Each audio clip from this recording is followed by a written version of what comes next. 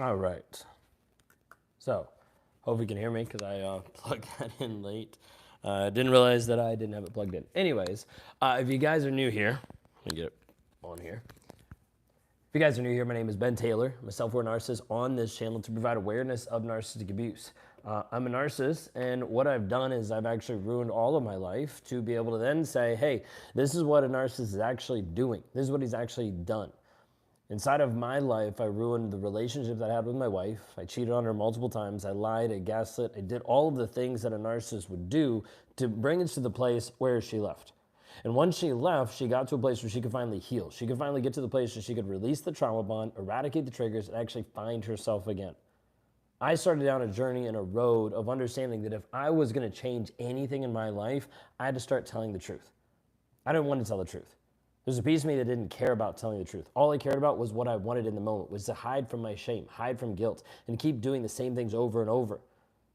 But the life that I was living, I hated.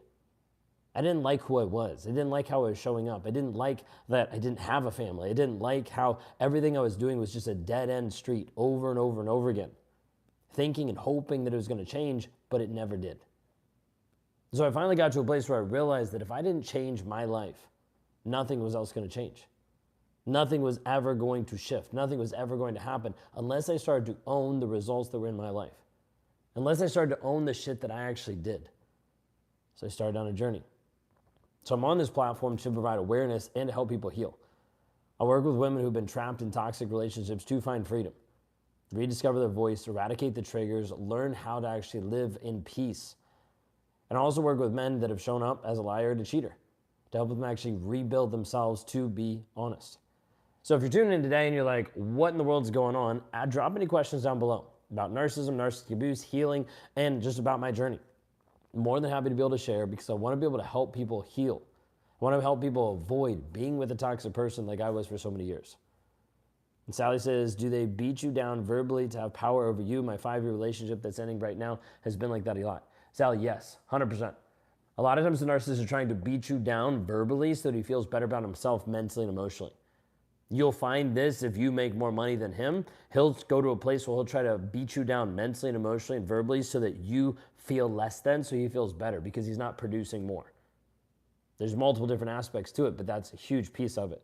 If you're trapped inside of that and you're trying to figure out how to heal, please go to realmotivations.com/breakthrough. We'd love to be able to help you inside of that.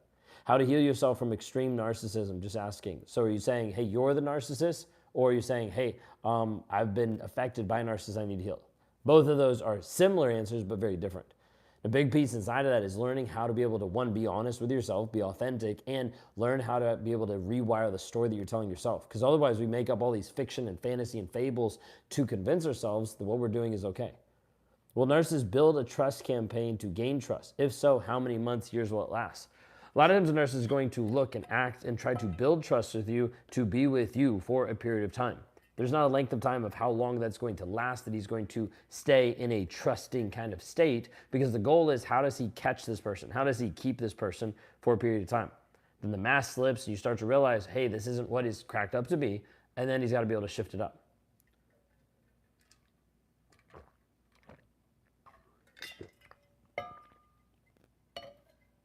Great questions. Why do people put up with it? People put up with it a lot of times because they have unhealed trauma from previous relationships, from their parents, and it feels normal.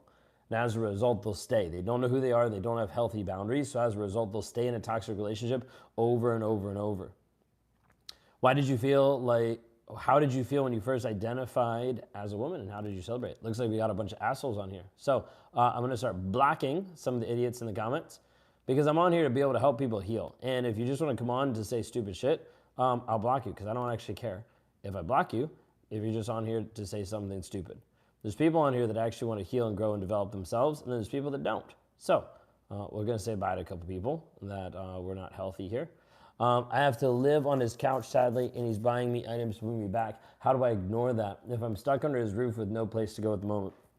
A big place is, I would say, like, let's go ahead and start working on you growing and developing yourself. One, getting a job so you can have some income, taking some of the stuff that he's buying, whether it's returning it, whether it's cashing it in, doing something with it so you can actually start to build an exit strategy and build a place where you can have freedom.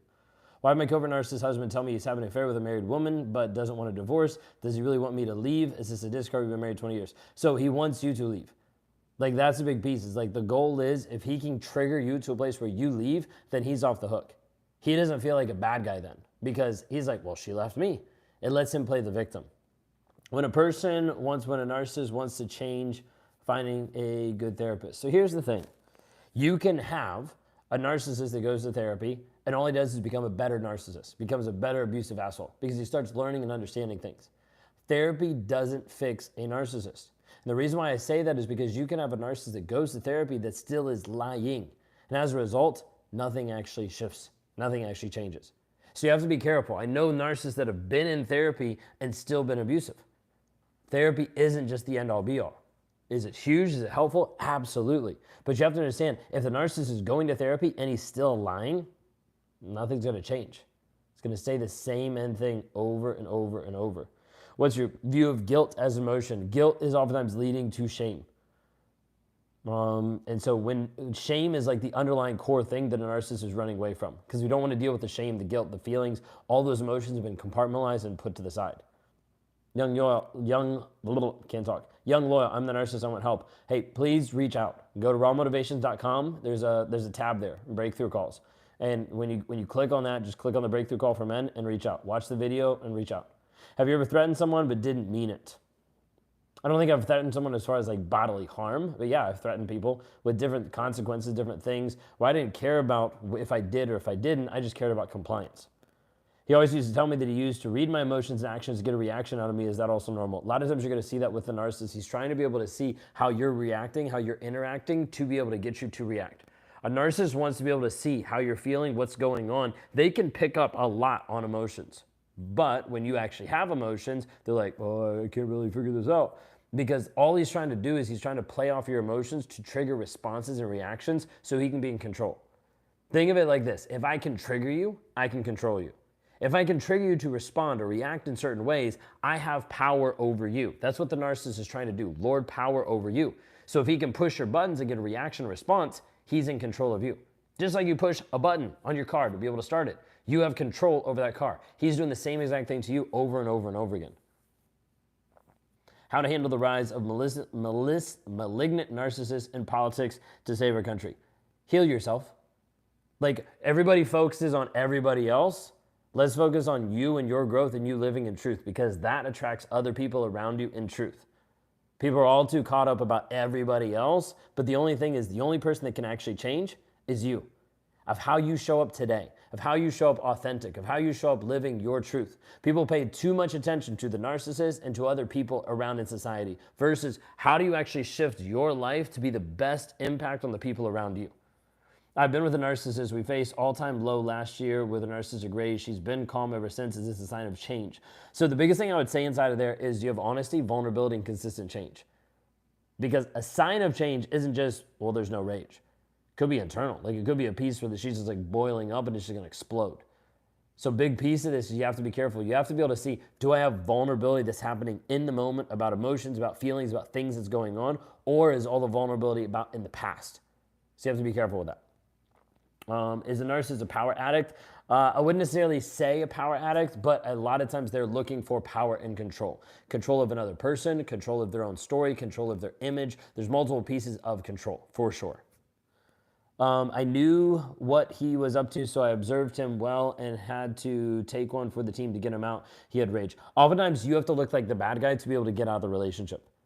And sometimes people will not let their ego take that so that they can actually get free. They would rather make sure that the narcissist knows that he's the bad guy and he's the problem, but he's not going to admit it. So they die on their horse of saying like, oh, well, I'm going to make sure that this happens versus what if you just took the loss here, but you had the long-term freedom? What if you actually got free permanently?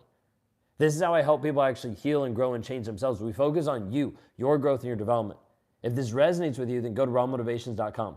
Because this is where I actually work with people to help them heal from narcissistic abuse, to actually take back their power, actually eradicate the trauma and the triggers right now that are spiraling you out, that make you feel crazy. How do you know if they really are changing and they're really sorry for their actions? Consistency, vulnerability, and honesty. Those are the gauges that I always use. The reason why I use it because, one, it's hard for a narcissist to be honest, period. Two, it's hard for them to be vulnerable in the present. They'd rather be vulnerable about past trauma so that they can play the victim and you feel like you have a project that you can work on. And three, we want to make sure that there's consistency in the change. That's the biggest thing, is you want to see this a continual process, which means if you stop interacting with them, you want to still see that process. If you stop telling them what they need to do, you want to see, is there proactiveness there? A lot of times you'll give them a checklist, they'll do 1, 2, 3, and then they'll stop. Because they're like, I did everything you told me to. And you're like, but I wanted you to continue to grow and develop. Yeah, that's a big red flag that he's just checking boxes. Narcissists love to check boxes to be able to stick with you and to be able to prove that he's doing what's required, but he's not actually shifting. He's just modifying his behavior. If he wants me to leave, will he be agreeable if I file for divorce? He hasn't been violent, but does get angry and feels backed into a corner. So I can't give you a straight answer to that because I don't know. A lot of times you'll have a narcissist that will leave, that will want you to leave because then he can play the victim. Oh, she left me. But then he'll fight the divorce because he doesn't want to pay as much money. So he's gonna make sure he has the kids as much as possible. He's gonna fight the divorce so he looks good in the public, or he looks like he's the good guy, still trying to be able to bring the family together so he can say, I tried. So there's gonna be a lot of different pieces. I'm not saying that is, but that could be a piece. Are you familiar with the work of H.G. Tudor regarding narcissism? I know of him, I know about him. I don't watch anybody else's content, so not really.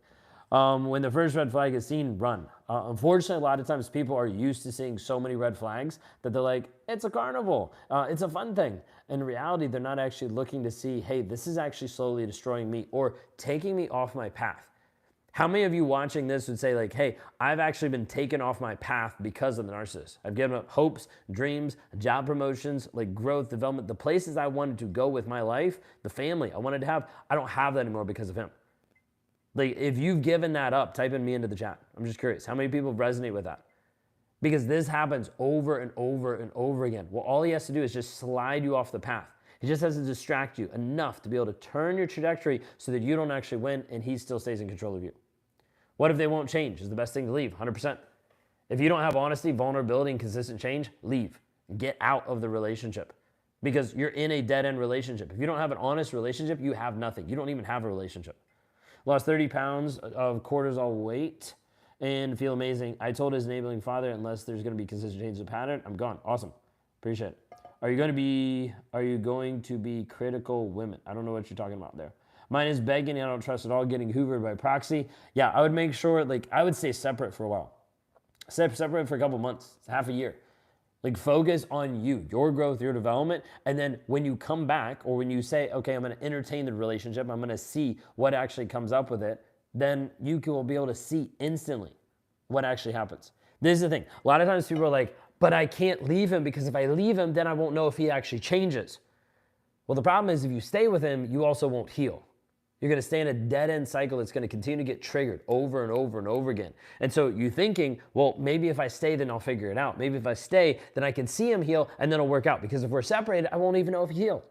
What if you actually healed yourself to a place that if you ever walked into him and you interact with him again, you could tell instantly, whether he was a changed man or not. Because the problem is not, is he going to change or not? The problem is your willingness to do what's required to heal yourself. Are you going to be critical of narcissistic women? I don't interact or work a ton with narcissistic women. I don't comment a lot with narcissistic women because I talk about narcissistic males because I'm a narcissistic male. So I speak from what I know. And I work with men that are narcissistic and I work with women that are abuse survivors.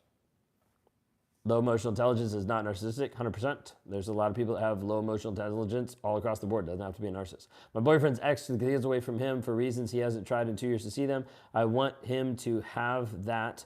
How do I help him? You want him to have a relationship with your kids. Here's the thing. You're trying to create a relationship with someone who actually doesn't care to have a relationship. Why? Why do you want to force that? Because you're going to put your kids in an awkward situation where the guy doesn't actually want to interact. How do I know? Because he hasn't tried in 2 years. He's a fucking coward. So as a result, he's not willing to stand up as a man and he doesn't care about you and he doesn't care about his kids. So don't force it. Focus on you. Focus on your kids because the more that you can actually show up for your kids healthy and whole and healed, it'll help them to grow and develop and not accept this again. I would like to know if a woman narcissist is worse than a male narcissist. I don't really know. I would say a lot of times inside of that, I don't really have like any data to be able to give you that, so I don't really know. I had to stand on boundaries to protect my mental space. 100%. Yeah, you have to. Why are there so many amateur experts? I assume you're talking to me, so I appreciate it. Thanks so much. But we do have a litany of women that we've helped heal from narcissistic relationships. I've worked with almost 4,000 clients at this point. So amateur, okay. We'll take that if that's where you're at. But I know the results that we get. So you can keep talking shit, or you can actually learn and heal and grow yourself. As a self-aware diagnosed narcissist, much like Ben, I've never done a live stream. You should. Any advice, because the more people that hear truth, the better. Any advice for a teen who's been diagnosed with borderline? Start working on the emotional side. Like the emotional intelligence and dealing with the emotions and the feelings is going to be key. How you learn how to manage and process your emotions is going to be very, very, very important. The children and the son, my stepson, all reactive trauma. My stepson is almost 17, have him in psychotherapy, that's great. My narcissist is going to AA and therapy. Will he change? Only if he's honest. It doesn't matter about the therapy and the type. What matters is his honesty. If he's not honest, nothing's actually going to change. Appreciate it that myself and Lee are the go-tos. Lee's awesome. I appreciate and I love his content as well. Dammer, where are you at inside the healing process? The reason why I say this, and I'm not trying to do this to like piss you off. Oh, look, there's a Christmas tree, by the way. The reason why they say this, ADHD, right? The reason why I say this is because if we're your go-tos, but you're not progressing, not saying that, because you might be, I don't know you, okay? And you're not progressing, then what needs to shift inside of you? Because I have a lot of people that will consume content, but won't actually make changes. That might not be you at all, but I'm bringing it up because I know it's a fact of people that actually exist and experience both of our contents. Well, they'll watch and they'll consume content, but they won't actually make decisions for themselves. So where are you inside the healing process? Don't listen to me, have great content. Yeah, I'm not worried about that. What was the pivotal moment that led you to become a self-aware narcissist? So awake, it wasn't necessarily one moment. That's the piece that probably frustrates the most people because they're typically looking for, what's the one moment? How do I recreate it? How do I make my narcissist aware? That's typically the thought process, like boom, boom, boom. It was more of like a dimmer switch turned on. Slowly understanding that I have a different type of personality, that I interacted different, that I cared different. All of these things started to come to a point where I started to realize something is different. Something is wrong with me. I wasn't willing to actually approach it. I wasn't willing to actually deal with it for such a long period of time. In fact, I had like gaslit other people. I avoided it. I blamed my wife. Like I did everything. But it came to a place where I started to realize that if I didn't get honest with myself, nothing was ever going to change at all. I want to say thank you for having these open conversations with all. We're trying to understand. I appreciate it. My partner is a narcissist in my eyes, although he doesn't have the cheating aspect. Is that uncommon? No, not at all. Here's the thing. Ashley, I need you to understand. I don't care if he's a narcissist or not. The guys that I work with, I don't care if they're narcissists or not. Okay? Because it actually doesn't matter. What matters is the abuse that you're being put through. What matters is how he's treating you. What matters is how he's respecting you. What matters is how he's lying to you. What matters is the integrity, the honesty, like all of those pieces are what matters more than a label. Too many people are going to look for a label to feel better about leaving. At the end of the day, what matters is what is the abuse that you're actually dealing with right here, right now. Why is such a narcissism such a big thing now, not long ago? You never hear about this, like it's an epidemic. 100%. It has actually been in books that it's going to be an epidemic than it was because it's something that continued to happen more and more and more. A lot of it comes from broken families, no father figure to actually lead these people, to be able to help them actually grow and develop emotional intelligence, how they actually show up. A lot of it has come with society. A lot of it's come with like very much like self-fulfillment of like, hey, it's all about me, the entitlement piece. All of it's going to continue to happen. I think I have a crumb of childhood trauma that needs to be healed, but I've come a long way. Years of therapy and therapy, group therapy, I've built boundaries. It was hard. Tamer, that's awesome. Super glad to be able to hear that. One of the things, if you're interested, like would love to invite you just to be able to move into Unchained. It's a 30-day, it's a 30 benchmarks is what it actually is, but it's a 30-day challenge inside of what I do. It's one of our smaller challenges, just to give you a perspective. I think if you've already dealt with some therapy, it might be a really interesting challenge for you to take because of the tools and the science behind what we actually teach. All narcissists like me and Ben perform best on live streams, all fake. No, Ben, I'm just kidding with you. I really like your content. Appreciate it. This is the realest I get, especially when it's late at night. That's when like I'll be like, I'll just say like random stuff, especially. Not as random as like Lee. Lee will be like really crazy, but I'll just like come at people if I'm seeing them like mess with people. Does a narcissist struggle with rumination the way a victim does? No, not at all. Okay. Do all women narcissists cheat? I say all narcissists cheat, so I would say yes to that. I also had to limit codependency issues on my narc family. Yeah, no, huge piece of that. So mine never lies. He's blunt and frank about how he sees things, but refuses to understand how I see things. Any suggestions? That sounds on the surface, from just not knowing anything about what you just said, that sounds autistic. The reason why is because a lot of times autism has like a harder time to be able to identify with feelings and emotions and the communication barrier. But it can look on the surface level just slightly like narcissism. It's not even narcissism, not even close to it. But that sounds like that was just what you said. There's probably way more about that, but inside of that, like, I just want to be able to throw that out there. But a piece is like, yeah, he's lying to himself because everybody lies to themselves. Like, I don't know of anybody who's never lied to themselves. Like, we see narcissists that lie to themselves to make themselves feel better. We see victims that lie to themselves so they stay in the relationship. Everybody lies to themselves. And the more we get people closer to truth, understanding the facts, the reality of the situation, the more we can actually have healing. Narcissism is a form of codependency. I would disagree, very much so, and I would disagree even after talking to different psychologists that would back me up in this. Codependency actually isn't in the DSM-5 and actually isn't a piece of that. Codependency actually came out of like AA and different aspects like that, where it's talking about being codependent inside of addictive like strategies and pieces. It's not necessarily narcissism, and narcissists aren't codependent on other people. That's like a fallacy.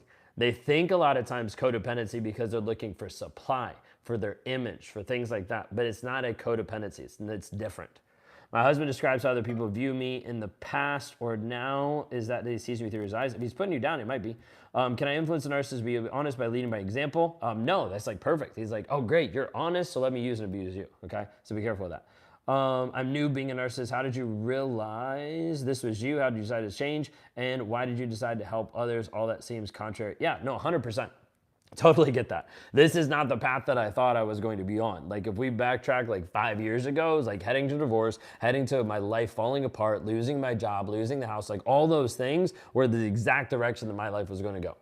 Until I came into a simple truth that if I didn't stop lying to myself, and if I didn't stop showing up as a liar, nothing was going to change because I wasn't a man. I wasn't willing to own my shit. I wasn't willing to own the things that I'd done. So as a result, I kept running and hiding and lying and doing the same things and being this karmic cul-de-sac over and over and not getting any different results.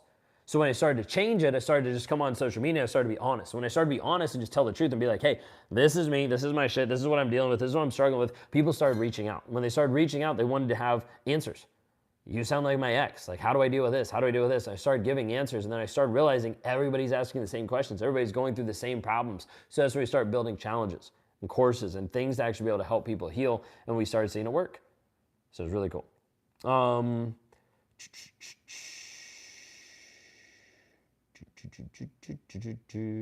Please tell me how I can stop my ex-narcissist from coming into our house after we did divorce. You're probably going to have a restraining order, change the locks, do something to make sure that you're safe. Do you see borderlines as being completely different to narcissism, or is it just common for women to be, it is more common for women to be more borderline than narcissistic. Yes, that is a typical trait. But inside of that, if you have an unhealthy borderline, I would say it's just as bad as narcissism. Just as bad. Because they could weaponize things differently. One of the affairs that I was with, one of the girls I was with, she was borderline. And that was one of the ones that kind of like messed me up as much, like the most, because I saw different things that she was doing that I was like, that's what I would typically do. That's how I would typically react. That's how I would typically respond. And there's a piece that I was just like confused. That would be the closest I would say I ever got to being like trauma bonded to another person, because I was all screwed up in the head about her. Where like she was like with me, but then she was still going out and being with other guys. It was a whole thing. It was kind of crazy. How does narcissism and detachment work together? I can't tell if he's avoidant and distant after 10 years of working on things. Here's the thing, is how is he showing up being honest and vulnerable and showing consistent change? If he's avoidant and he's not being honest, he's not being vulnerable, he's not showing consistent change, then it's not actually working. It's not actually helping anything. Tamara, what was that? Are you still married, and how do you feel love? Because I know it's cognitive rather than attractive. Oh wait, Jessica just responded. He's not. Okay, so then at that point, it doesn't matter if he's a narcissist or not, doesn't matter if he's avoidant or not. What's showing up is he's a liar, he's not vulnerable, he's not showing consistent change. Leave. Easier said than done, which is why we help women actually break free from toxic relationships, actually find freedom. You can find this out at rawmotivations.com/breakthrough. Yes, Tamara, I am married. I'm still married. My wife left for close to about 5 months, and then when she came back, what she noticed is there was a difference. And the difference was I was actually being honest and I was actually doing the work. I was in therapy before my wife left. I was in therapy for a long period of time. I was in therapy because I didn't want my life. I didn't want what was happening. I didn't want my marriage. And I was thinking, how do I figure out how to get out of this relationship? How do I liberate myself from this relationship that I hate because I'd created it in a world that I hated?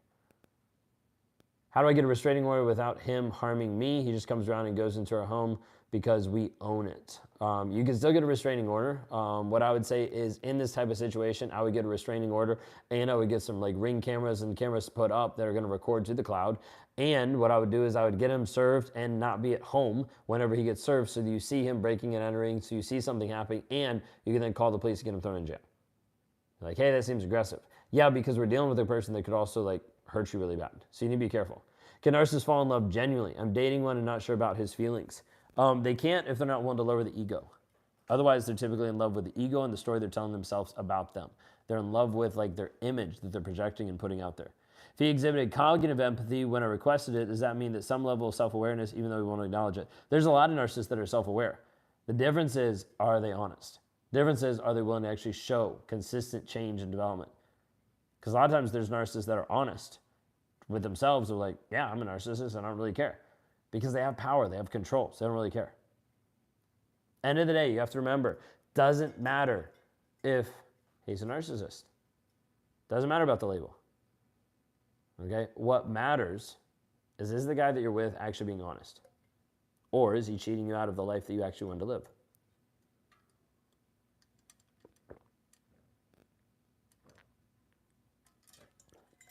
These are really good questions. What other questions do you have? About narcissism, narcissistic personality disorder, dealing with it, healing from it. Like, what else do you have? A lot of times people want to know, can he be aware? Reality is there's a lot of narcissists that are aware. They just don't care.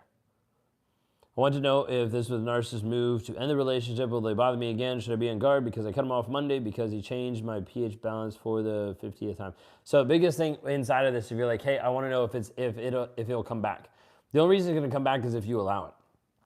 So like, what are you actually going to do to be able to make sure that he doesn't come back? How are you going to block? How are you going to ghost? How are you going to make sure that you actually heal so that if he tries to come back, you're like, yeah, not interested. In other words, he's cheating you out of the life that you want to live. 100%. 100%. The narcissist is going to cheat on you with another woman, but that's not the only way that he's going to cheat you out of your life. He's going to cheat you out of your hopes and your dreams, cheat you out of like the life that you want to live, cheat you out of the job promotion, cheat you out of the focus of your goals and your values, cheat you out of being present with your kids. Like the feelings of frustration of like, hey, I lost time with my kids simply because I was with a toxic person. Like that's what you need to see and understand. How do you accept that they don't really care when they really seem like they loved you for a long period of time? So Christy, what is the evidence? What facts can you give me right now of how he actually demonstrates love, honesty, integrity, and faithfulness? Demonstrates. Not his words, but as he demonstrates. I've tried stonewalling. It doesn't work. 100%. A lot of times stonewalking, gray rock don't work. You have to be very, very careful. He apologized without even knowing that he's apologizing for. Can I change that? You can't change him. You can try to bring awareness, but if he's not willing to be honest, there's nothing you can change. There's nothing you can change, period. The only way that he can change is if he's willing to be honest. Can they fix their high ego and stop sabotaging the relationship if he's willing to be honest? You have to understand, everything boils down to a man actually telling the truth to himself. But it will get so screwed up, he will lie and cheat and steal and do all the things, and he'll still tell himself, I'm a good guy. I'm a good father. He'll still lie to himself to believe, so he doesn't have to deal with the shame, the guilt, the pit in his stomach that he doesn't want to feel. He'll continue to do that so he can continue to lie to himself so he feels better. My plan is to request 6 months or 1 year RO to see the difference. We have criminal court date on January 22nd. This isn't his first rodeo. Might be out of my hands at that point. Yeah, be careful. Why is it hard for nurses to be honest? Shame. Shame is the underlying piece. Shame of who he is, shame of what he's done, shame of the mask and the incongruence. Like, shame is one of the biggest pieces why a narcissist is going to continue to lie over and over and over. Because he thinks he's protecting. One of the narcissists that I was talking to earlier today that I work with One of the pieces that is the struggle is being honest. Because the mind is like, I need to lie because if I'm honest, then the person I'm with will leave me. Where in the other end, like the person's like, I just want you honest, then I can figure out what's going on so I can actually work on this relationship. But the narcissist is like, nope, have to lie. Have to lie. Can triangulation occur with me and my child? Yes, 100%. So liars and shame isn't necessarily narcissistic. Liars and shame all go with narcissism, 100%. What I'm saying is it doesn't matter if he's a narcissist or not. It matters if he's a liar, cheater, all that. With individual therapy, maybe higher power plus hard work, anything is possible. 100%. Can a man without therapy actually learn to read his partner? Learn to read his partner? Like pick up on different things? Yeah, 100%. You don't need therapy to be able to pick up on that. Does a narcissist most likely have a parent who is a narcissist? I would kind of say 50-50. Doesn't have to be. Could be an upbringing, could be like a different trauma or emotional piece or emotional neglect. Could be different pieces that came from the parents that wasn't from narcissism. I feel like being honest, she will leave, and I'm trying to break this cycle. One time I was stuck in like this rut where I kept going through the same stuff over and over, and I expressed it to somebody, and the best advice that I ever got inside of like feeling like I was trapped, going around and around and around, was simply like, if you don't like the roller coaster and the circular reasoning and everything that you're stuck in right now, break the cycle. It means you have to do something completely different. You have to be honest. Why does he play the villain and the hero? To be able to keep you stuck. He's going to punch you in the face and then repair the damage. He's going to slap you and then try to make you feel better. He's going to cut you with his words and then hold you while you cry. Why? Because then he's actually building this bond. And then you start to get used to it because you're like, if he's going to comfort me, I need to get hurt by him. This is how like physical abuse happens, like mental, emotional, psychological, all this abuse happens, and it gets you to a place where you keep coming back for more. Because you know at the end of the pain, you get the happy moment, the good moment, the hug, the peace that makes you feel better about yourself. That's why he plays the villain and the hero all together. Recently broke up with boyfriend because of all his negativity towards me. Good.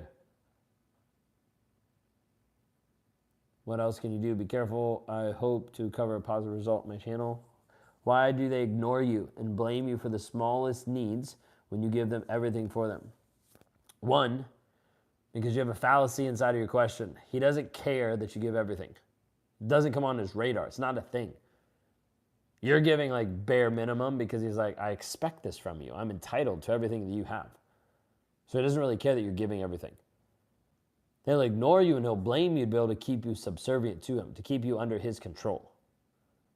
Both of my parents were narcissists, and somehow I rejected them in the empath path. I feel like flypaper to narcissist. My problem is that I love narcissist charisma. There's more to it than that, but yeah, that's a piece of it. It's not just the charisma. Like there's something there, and it's probably from like an initial impression from your parents that it keeps going back to. Like the initial image, the imago of like what you actually think about a relationship that's attracting you to it. There's a story there that keeps pulling you back. How do you heal your brain after narcissistic abuse? We teach people the freedom formula, which is helping people rewire their mindset. You can access this and you can learn more about this at rawmotivations.com/breakthrough. But inside the freedom formula, we're trying to help you rewire, which means getting back to truth, getting back to the reality, helping you actually process and see the facts so you can get clarity on a day-to-day basis. I feel like the meanest person when I went no contact, left him asking why. After learning what narcissism is, perhaps he was only acting in order to be a victim. Probably. Like you leaving and going no contact is one of the best things for you. It doesn't mean you're going to be automatically healed, but it gives you the capacity, the ability to actually start healing. They can have a few traits, yeah, because the traits isn't the biggest thing. It's how you're actually being treated. How do you heal your brain after 3 IEDs and a motorcycle wreck? Well, there's a lot of pieces there that you're going to have to focus on, like from the physical aspect. And then depending on where that is, we have to help you like rewire the thought process, the story you're telling yourself. It's better to keep your child away from an inconsistent narcissistic parent. He ignores her and occasionally contacts her to make herself feel better when life's not good. You tell me. How does it help you when you eat on Mondays, but not the rest of the week? How does it help you when someone loves you one day and then hates you the rest? Your child is going to look at your example to protect them and also to show them what a relationship needs to look like. Which means you're going to have to be at a place where you actually separate and you focus your time and energy on your kid in a healthy way so that they get, when they're with you 100% of the time, they get 100% of you. The healing that comes from that is massive, because the way that you actually liberate your kids is you heal yourself. Have you done any content on betrayal trauma? I don't think so. When they don't appreciate you and make small digs under their breath and blame, shame, and harassment. Yeah, a lot of times they'll do that. It's better than not eating at all. Yeah, but in that example, that doesn't really work. You're like, is it better to have the kids with them? And I'm like, okay, is it better to have them with inconsistency or to actually have healthiness all the time? And you're like, well, we could just not eat at all. Like, no, that's not the point. Where's the program to heal that you said? One of the biggest ones that we run is Thriver. You can access that, where you can access a breakthrough call with me and we can talk and be able to see where you're at, which is at rawmotivations.com. There's a drop down where you can actually see breakthrough call for women, and you can go into that, watch a video. If the video resonates, then reach out. We'd love to talk. Trump derangement syndrome. This isn't the channel for that, so you can mosey along. How comorbid is narcissism and psychopathy? What do you mean? You need to like ask that a little bit different, or like flesh that out. I don't want to try to give an answer and like be on the wrong path there. Sent you a few requests to talk or work together and have not had a reply. I don't really work together with a lot of other people. I work with a lot of clients, and I'm busy trying to help people heal. I don't know about that. I guess you sent like an email. Your eyes look so dead. They might be tired. That's about it. He doesn't want to change. Shall I leave? I would say so. Triggered. Andrew, you're full of shit. Mainly because you get people that come on here and talk shit, and they're like, oh, you got triggered. No, fuck, I'm a narcissist, and you can get triggered too. Or you can just get off my platform, because I don't really care, and I don't really talk a whole lot of politics, because everybody puts politics as blinders, and then they can't heal, because they're too busy worrying about this and that party and that thing. I'm trying to help people heal. So, if you want to be a part of the healing part and helping people, you can contribute. Or I can block you and you can move on. Okay?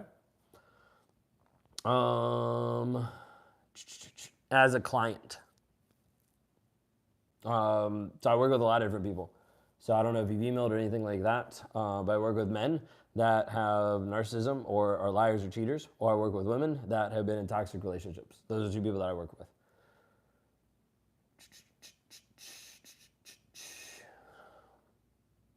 All right. Let's see. Why does my husband treat me differently in front of his family? Two-faced. A lot of times they'll flip. Like, they'll look and act a certain way in front of certain people. And so he might do that in front of his family. He could treat you really nice in front of his family, so he looks like he's a good guy. Then behind closed doors, he's going to treat you awful. Narcissists will flip. They'll try to be able to look a certain way so that their image looks good for other people. Can you get PTSD from dealing with narcissists? Typically not PTSD, but CPTSD, complex post-traumatic stress syndrome. So inside of that, a lot of times you'll have that because you're constantly exposed to this person. You're constantly exposed to this anxiety and to this person that's going on. My son's father is a major narcissist and has wrecked my life. 100%. Like, they're going to ruin so much of your life. So the big piece is we want to be able to help you heal from it. Rewire the story, break the trauma bond, get rid of the triggers, be able to process the emotions and the triggers that right now are actually holding you hostage. If you want to know more about that, you can go to rawmotivations.com. I'd love to help you there. How can you break a trauma bond while remaining married, raising children, living together? It is close to impossible. I'm just going to be really honest with you. It's very close to impossible. It's not 100% impossible because I've had people do it. But the majority of people that stay in the relationship and are constantly triggered, interacting with this person, gaslit, manipulated, they have the hardest time healing. Because like, it's constant. You can't really get away from it. So you don't have the space and the capacity a lot of times to actually heal. Most narcissists will never admit to being a narcissist. How is it easy for you to say a narcissist? Because there's also years of me working on this. It's not like I just woke up the other day and I'm like, oh, I'm a narcissist. Let me go on the channel and tell people. Like, no, it's been a while. It's been 4.5 years of therapy. It's been over $150,000 in coaching and investing in myself to be able to shift who I am. Like people are like, hey, like how did you shift so much? It's because I've done so much and I continue to do so much because I'm going to continue to grow and shift who I am on a day-to-day basis.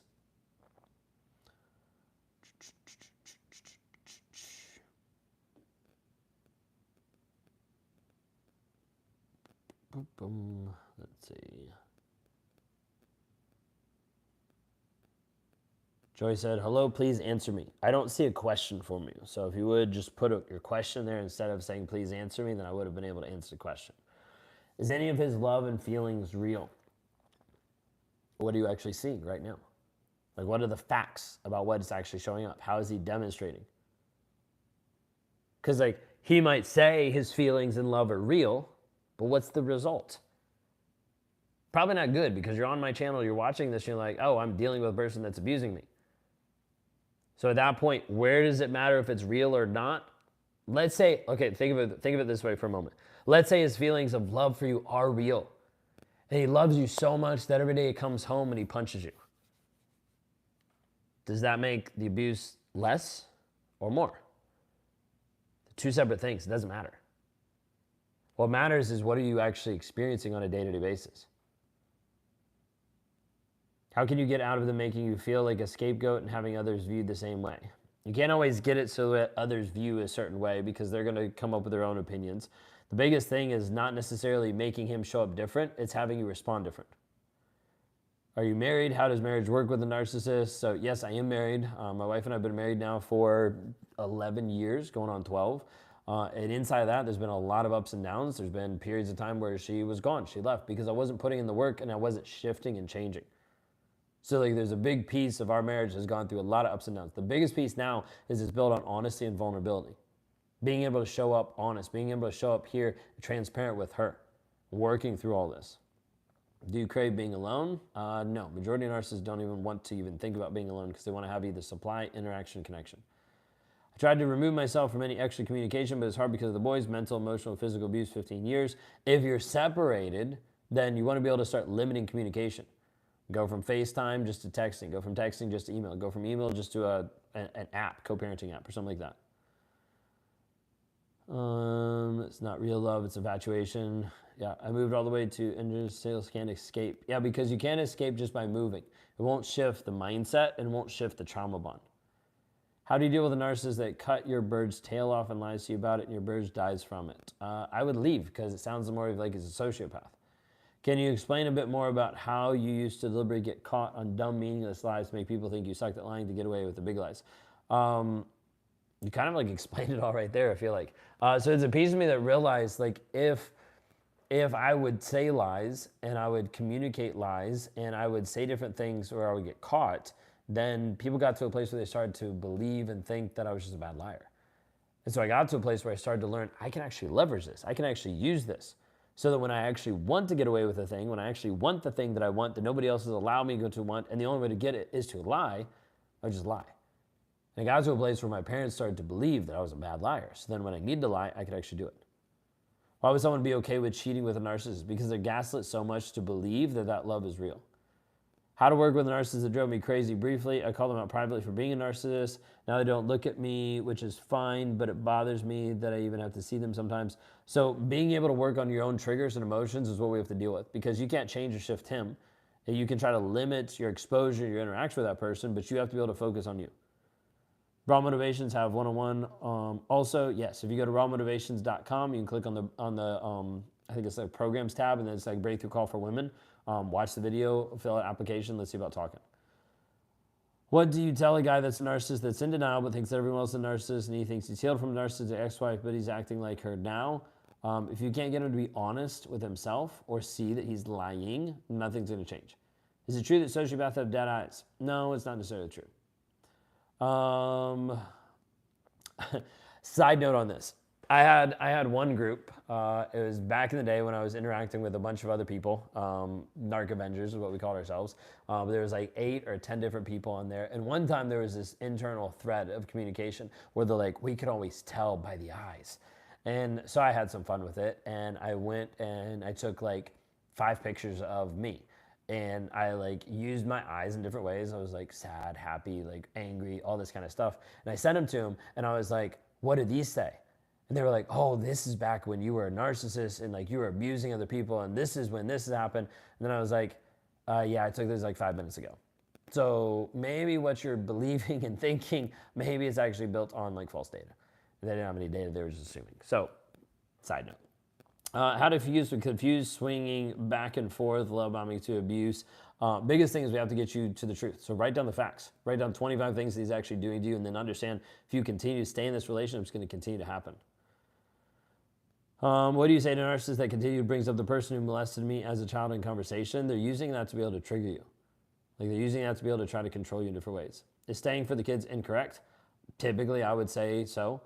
Because you're still allowing them part of the abuse. You're still allowing and showing them, hey, this is a toxic relationship and you can stay in this. I'm a narcissist, keep being told I can't love my wife, yet I know in my heart the love for her and want to be with her. However, being honest and exposing myself has been hard. So Chad, this is a great, I'm glad you brought this up. So inside of this, I want you to consider this.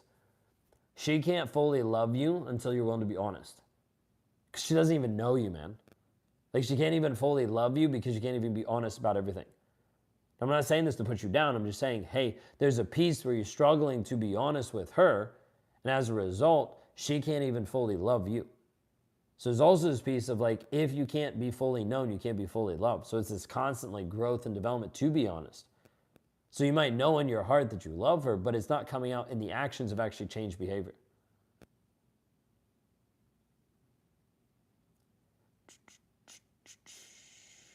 Are you able to experience love now that you've done the work? Yes, that's been a huge piece. Being able to experience love, connection, intimacy, like there's been a lot of things that have shifted. Staying for the kids is not the right thing. I would say staying for the kids is not the right thing because it's showing them that it's okay to stay. Showing them that it's okay to still be in an abusive relationship. What effects does a narcissistic father have as son, in your opinion or experience? Oftentimes it can turn the son into being narcissistic or get the son to be codependent, where they're like hyper vigilant and they end up being with a narcissist anyways. They have huge impacts. So being in love is being honest. Should we not lie to protect the one you love as a man? That is false, and that's a bunch of bullshit. You should not lie to protect the one that you love. Now, we can flesh that out and we can talk about that more, but that's a coward's way out. If I lie to protect my wife, all I'm doing is hurting her because I'm not telling her the truth. And once she sees or exposes that lie, she's hurt. Why? Because I've hid something from her. So all of my, I'm hiding this to help her is all, I'm hiding this so I feel better about myself, so I don't experience shame and guilt, so that I don't have to deal with her emotions of being sad or upset about me. You see what I mean? Won't divorce ruin the kids? No. Being stuck in toxicity will ruin the kids. Being shown an example every single day that you're willing to continue to put up with the abuse and you don't have the guts to leave. I'm not saying that because I think that you're gutless. I'm saying that because your kids will think that over a period of time. Like I've had some kids where they're begging their mom to leave because they see the toxicity way before you do. Should I ever say something about them trying to trigger me? I wouldn't. I wouldn't. I would start like actually having boundaries for you, focusing on your vision, your goals to be able to help with that. I feel like I failed my sons even procreating with my narcissistic ex. Yeah, I mean, it's hard because you're trying to be able to help like heal them. The biggest thing you have to understand, if you don't get anything from this, if you have kids with a narcissist and you're struggling with this question, you cannot save your kids. It's impossible. You can't fix them. You can't save them. And inside of this, you have to heal to be able to help your kids actually have redemption. If you don't heal, they're going to look at you and they're going to model their relationships with you down the road. What if the abuse is hidden?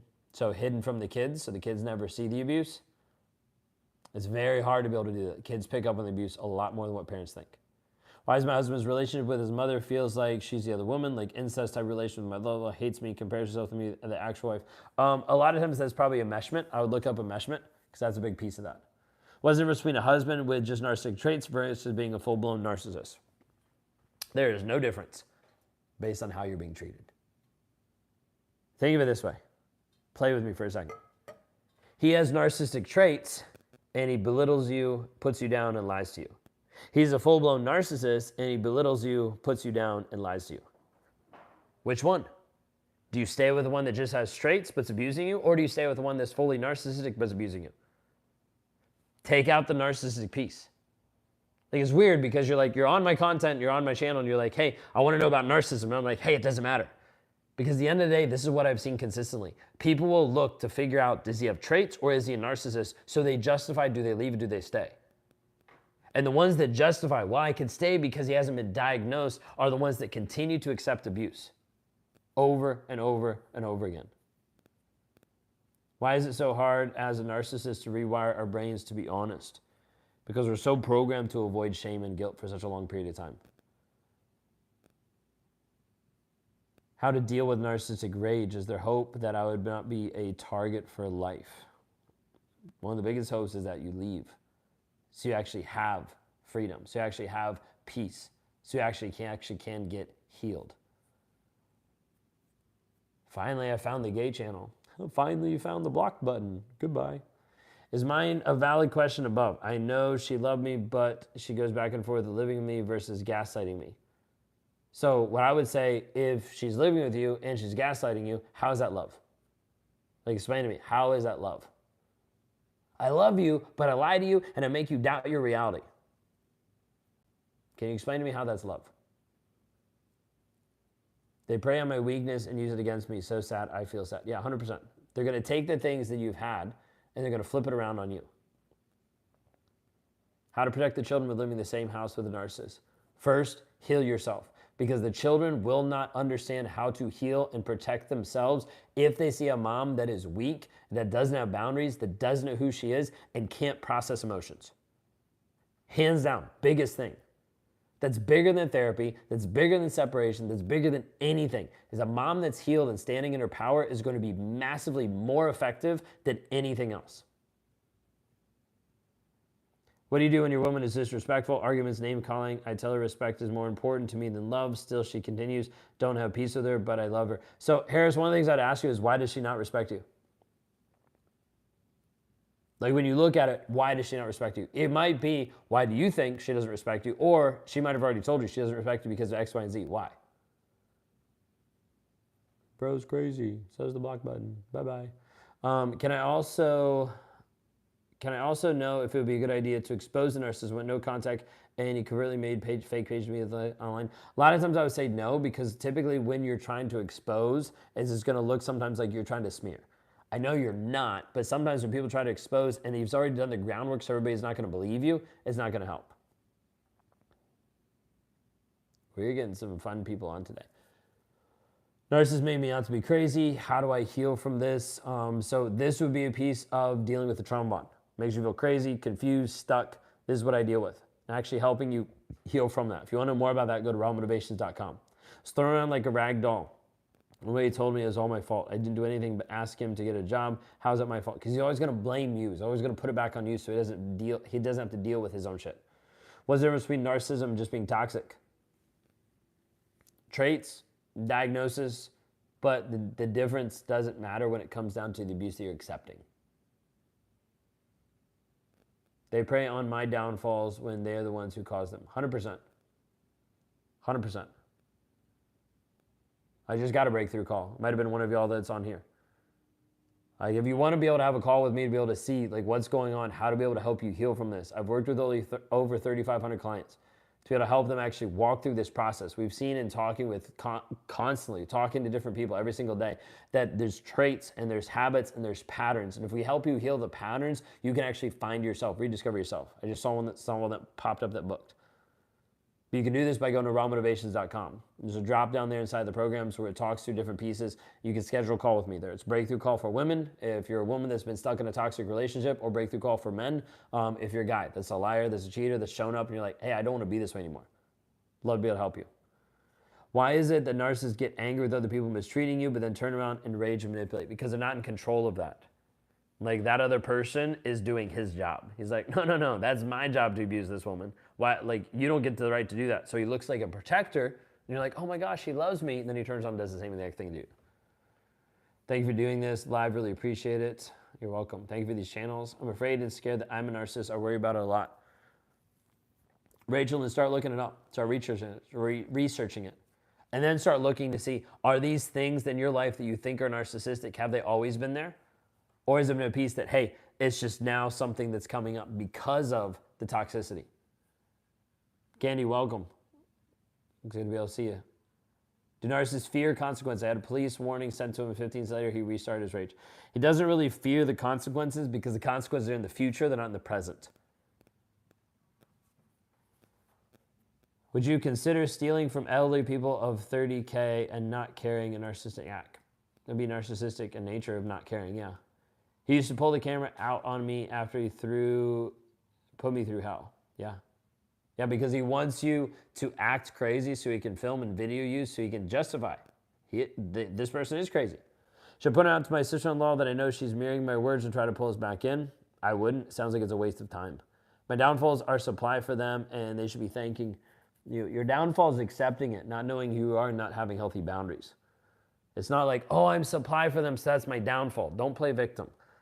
Your downfall is we need to make different choices so that you no longer go back to a toxic person, no longer feel accepted in that environment.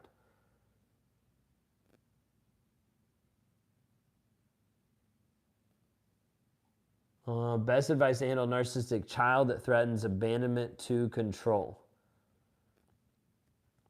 You have to set up healthy boundaries, and if you're not willing to accept those, that might be a piece of no contact. My wife said I was better before I found out that I was narcissistic. Probably because you initially, you start going through a piece of exposing yourself and going through the lies.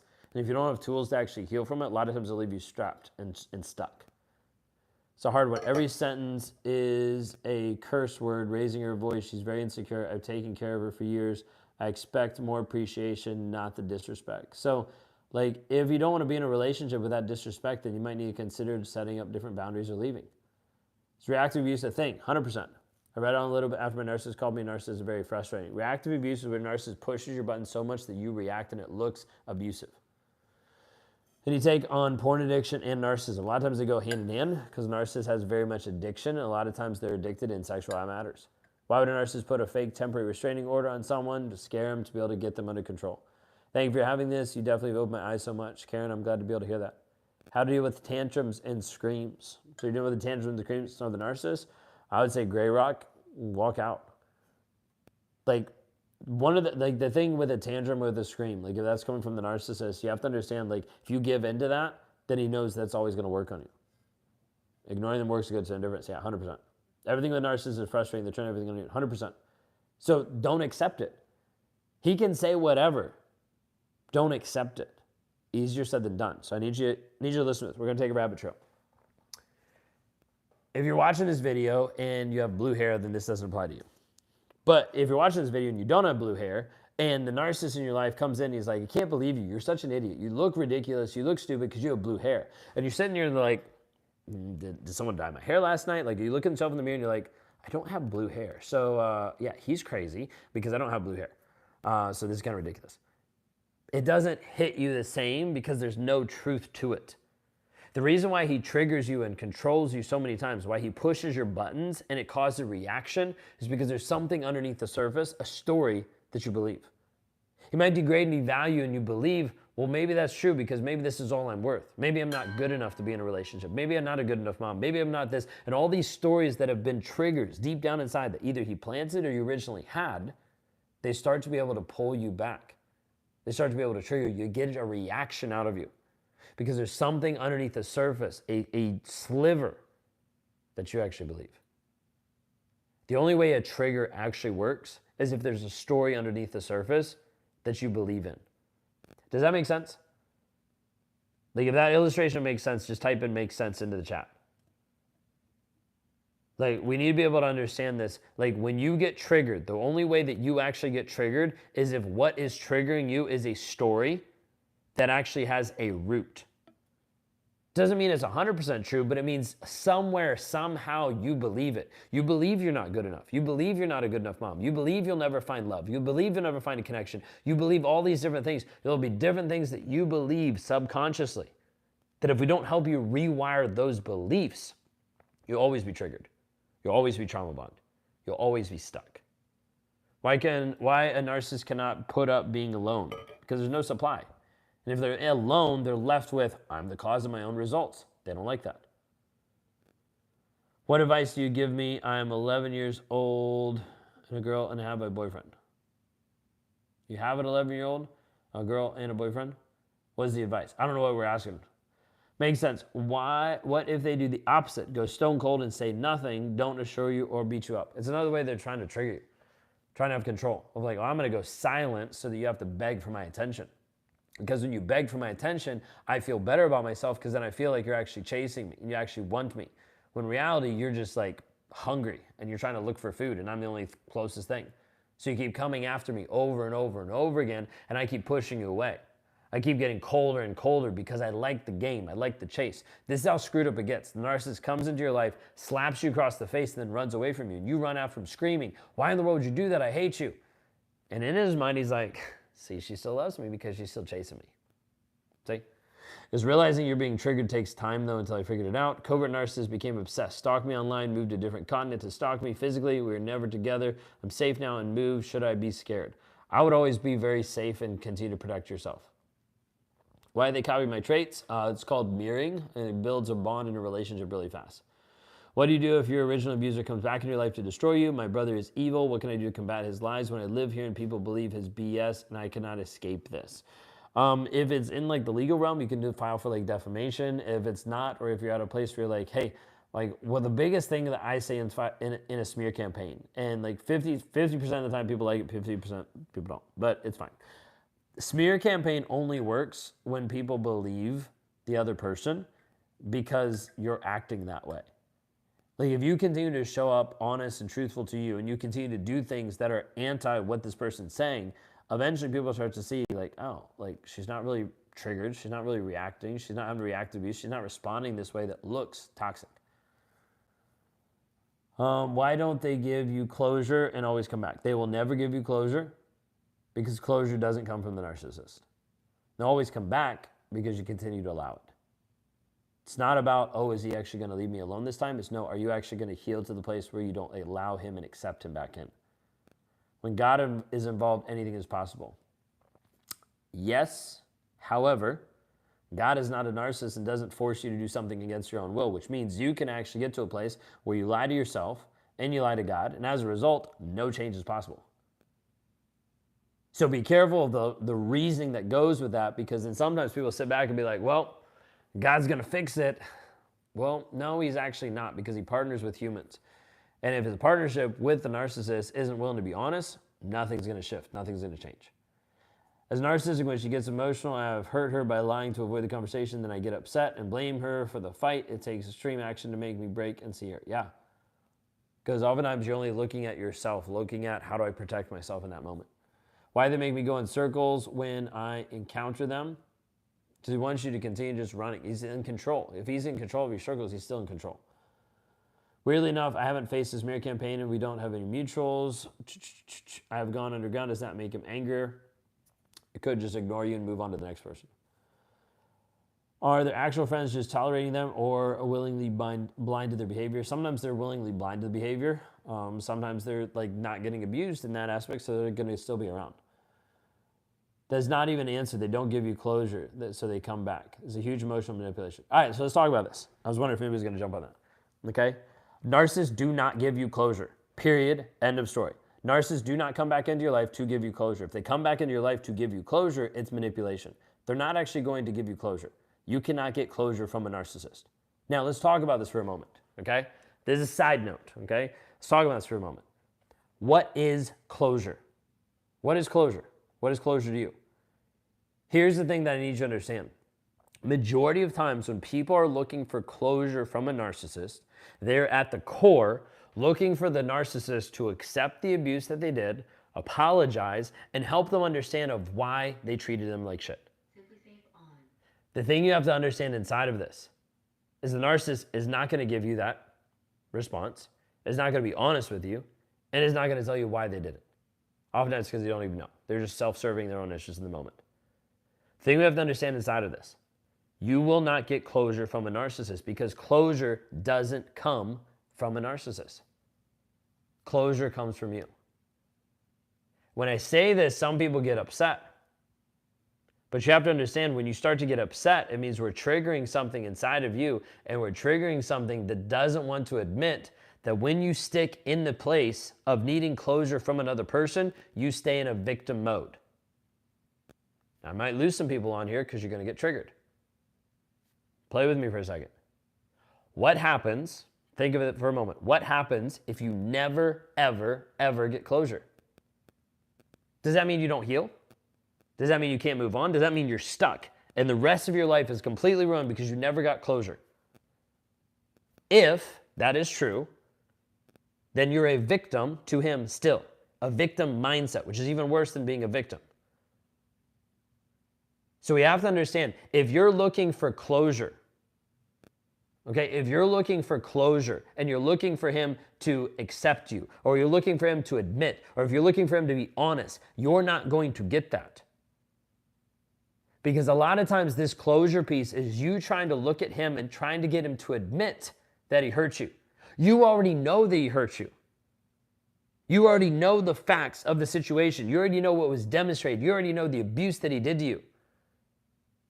Closure doesn't come from the other person validating you. Closure comes from you understanding that you can have truth and clarity in your life, and you don't need a toxic, abusive, lying asshole to admit to you that he did it to you. Because closure is actually seeing the facts and the truth of what's actually happening. You're never going to get closure from the narcissist. It doesn't come from him. It comes from you. And if you look at this piece where closure is only going to come from someone else, then that means you're dependent on that other person. You're a victim to what they decide. You're a victim to what they give you or what they don't give you. Closure comes from you being able to acknowledge and understand truth. And truth here on this planet and here on this earth comes to us in the form of facts. Because when you actually see the facts, the demonstration, the evidence, that is what starts to give you closure about what's actually happening. Does that make sense? With the closure conversation, if it made sense, I want you to type into the chat closure. Because I need you to understand closure doesn't come from him. It comes from you. If that makes sense inside the topic of closure, we just had that mini segment of closure. If that makes sense, type in the word closure. Because I want to make sure that it actually makes sense for you. So inside of this, all of you that are typing this in, I want you to understand this piece, gay. Okay, thanks, Jeremy. Appreciate it. All right, this piece inside of here, closure. Like, I want you to understand, all of you that are saying this and that are demonstrating this by typing this in, okay? All of you that are saying this right now are understanding that you actually write your own story. You're actually empowered to shift your life. You're no longer trapped under his toxicity, but you can actually shift the story that you're telling yourself. You can actually shift the trajectory of your life. Because closure comes from you. Your ability to heal, your ability to accept the facts, your ability to actually process and work through this. I believe that a narcissistic person feels that when they're by themselves that it's shitty. Yeah, 100%. Closure I gave to myself for sure, 100%.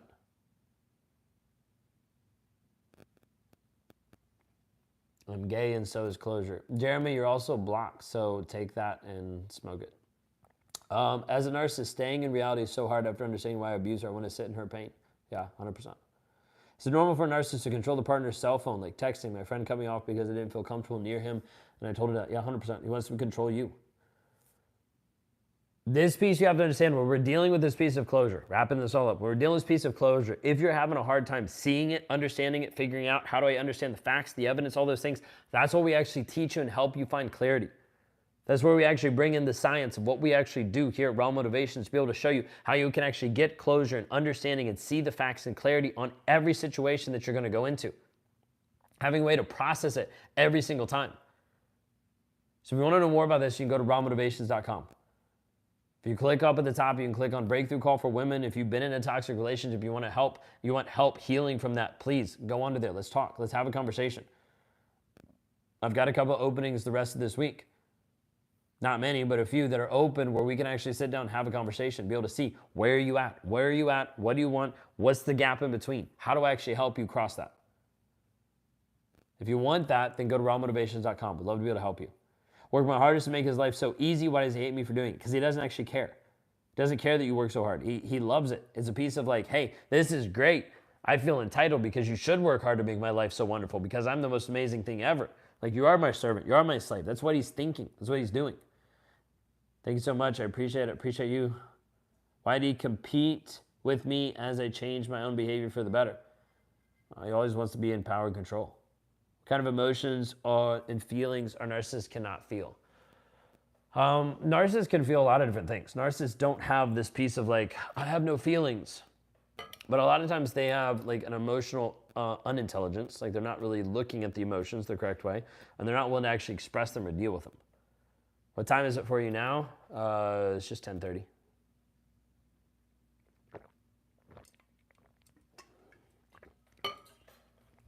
Sometimes y'all have had really amazing comments and questions, and then we get some people on here that just make some of the stupidest comments.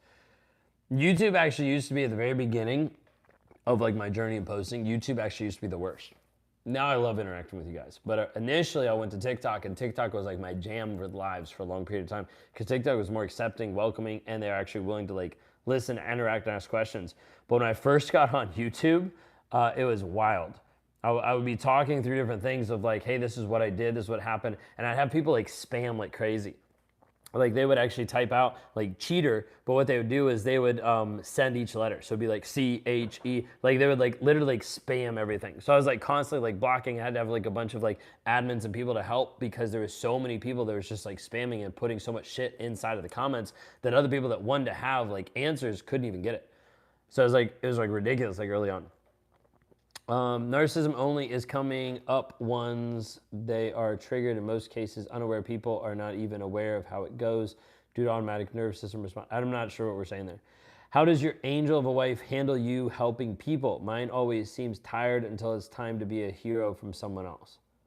Not sure about the second half of that. I don't really understand that. But it's a piece of like, hey, this is what I'm called to do. She sees that and she supports that fully. Don't leave YouTube. No, I'm not gonna leave YouTube. No, I'm on TikTok too. I'm on all the different platforms. But as far as like doing live, right now I'm when I go live, I do like smaller lives. So like maybe like 5-10 minute lives of like different nuggets of things that are happening. I do those every single day inside of Instagram, and then YouTube. A lot of times I'll save it for like larger lives where I'll go for like 30 minutes, hour, things like that. Because then we get more comments, more interaction, more questions that I can answer, and more people that get on and talk shit too. So it's a lot of fun. Wake up at 5 a.m. to ensure he gets to work on time. He accuses me of shoving him out the door. All I want for him is to work, get on time. How do I combat that? Stop being his mom and let him actually get out of bed. And if he screws it up, that's on him. Stop enabling him. Stop catering to him. You helped me file for divorce. I was a mess when I first started listening to you. Thank you for the support. Valerie, you're welcome. What is this? Are you talking about like the live? We're talking about narcissism, narcissistic abuse, like helping people heal from it. How do narcissists deal with being exposed? Oftentimes they hate it, they run from it. They want to be able to hide because it's shame. Your chat is too slow. And sometimes I'm also catching up. It was nothing personal. I just feel like I ask him for things, but others can ask for equal things and he shows up. Yeah, because he wants to keep that image. He's already lowered his mask from you, so he doesn't care. Can they ever be faithful? Why do they have the tendency to cheat always? Because he only cares about himself, and if he's not willing to be honest, then he's never going to be faithful. What are you doing? I'm having a live. I'm drinking my water. Trauma will be stored in your automatic nervous system. A trigger is like breathing. The emotional response, like projection, only happens with unaware people of self. Emotional response, like projection, only happening with unaware people of self. Trauma will be stored in your automatic nervous system. I agree with that, 100%. Trigger is like breathing. Everybody's going to be triggered, and people are going to have triggers all the time. Last part, I don't get. Sorry, trying to figure this out. How do narcissists get their karma? Having to live with themselves. But that's not good enough for most people. Most people hate that answer. Most people hate the piece that narcissists don't get the karma that you think that they deserve. But the problem is when you focus so much on them getting karma, you getting revenge, them getting what they deserve, you actually lose on your healing. So it's kind of like the person that's like, hey, I'm mining for gold. How do I make sure this person doesn't get the gold? How do I make sure they pay for the gold they stole from me? And instead of just minding 2 more feet ahead so you could actually get your own goal, you focus so much on someone else that you actually lose. Your eyes say that you need sleep. And I'm getting a little tired. 10:40. That's respect, so I assume you fill her cup equally. She doesn't tell you she feels alone. Clearly projection thoughts. I don't really understand. That's respect, so I assume you fill her cup equally. She doesn't tell you she feels alone. She doesn't feel alone. She's actually out right now with some different friends, some different moms. Took care of the kids and got the baby asleep. I'm actually really proud of myself. I got the 5-month-old asleep. She's sleeping in her crib, and she like woke up once, popped in the passy, patted her on the stomach. We're good. So I was really proud of that. We got everything like lined up, and then I was like, I'm gonna go live. That was actually my schedule because I was gonna go live. But yeah, Kayla's still out with friends right now. Ask about how she felt in helping. Yeah, it took me a while to connect it. There's been so many comments. You can't one up a narcissist without evil on your own part. Don't bother. Yeah, 100%. That's good advice. So a trigger can create a lot of responses: projection, gaslighting, blame shifting, etc. Only a response to people that are having unaware self. So I see that, but I'm not exactly sure why I understand, because a trigger oftentimes, so everybody gets triggered, yes, 100%. But when I deal with triggers, well, a lot of times what we're talking about is women that have been in toxic relationships that get triggered. So like you don't necessarily find a woman that's been triggered that's projecting on the narcissist. You don't find a woman that's triggered that's like struggling with the abuse, that's gaslighting. You don't find a woman that's triggered that's necessarily blame shifting. So that's where like the breakdown in what you're saying, I don't really get. The trigger starts to sell them a story of reality of like, it's not so bad, maybe I could deal with this, I'm not good enough. Like it's going to have this piece of like a limiting belief, a lie, like something that they're believing in the moment that's going to keep them stuck for that. Now, for a narcissist, the trigger is going to expose shame, which will produce protection, gaslighting, blame shifting. So if we're talking about the narcissist, then yes, I agree and we're on the same page.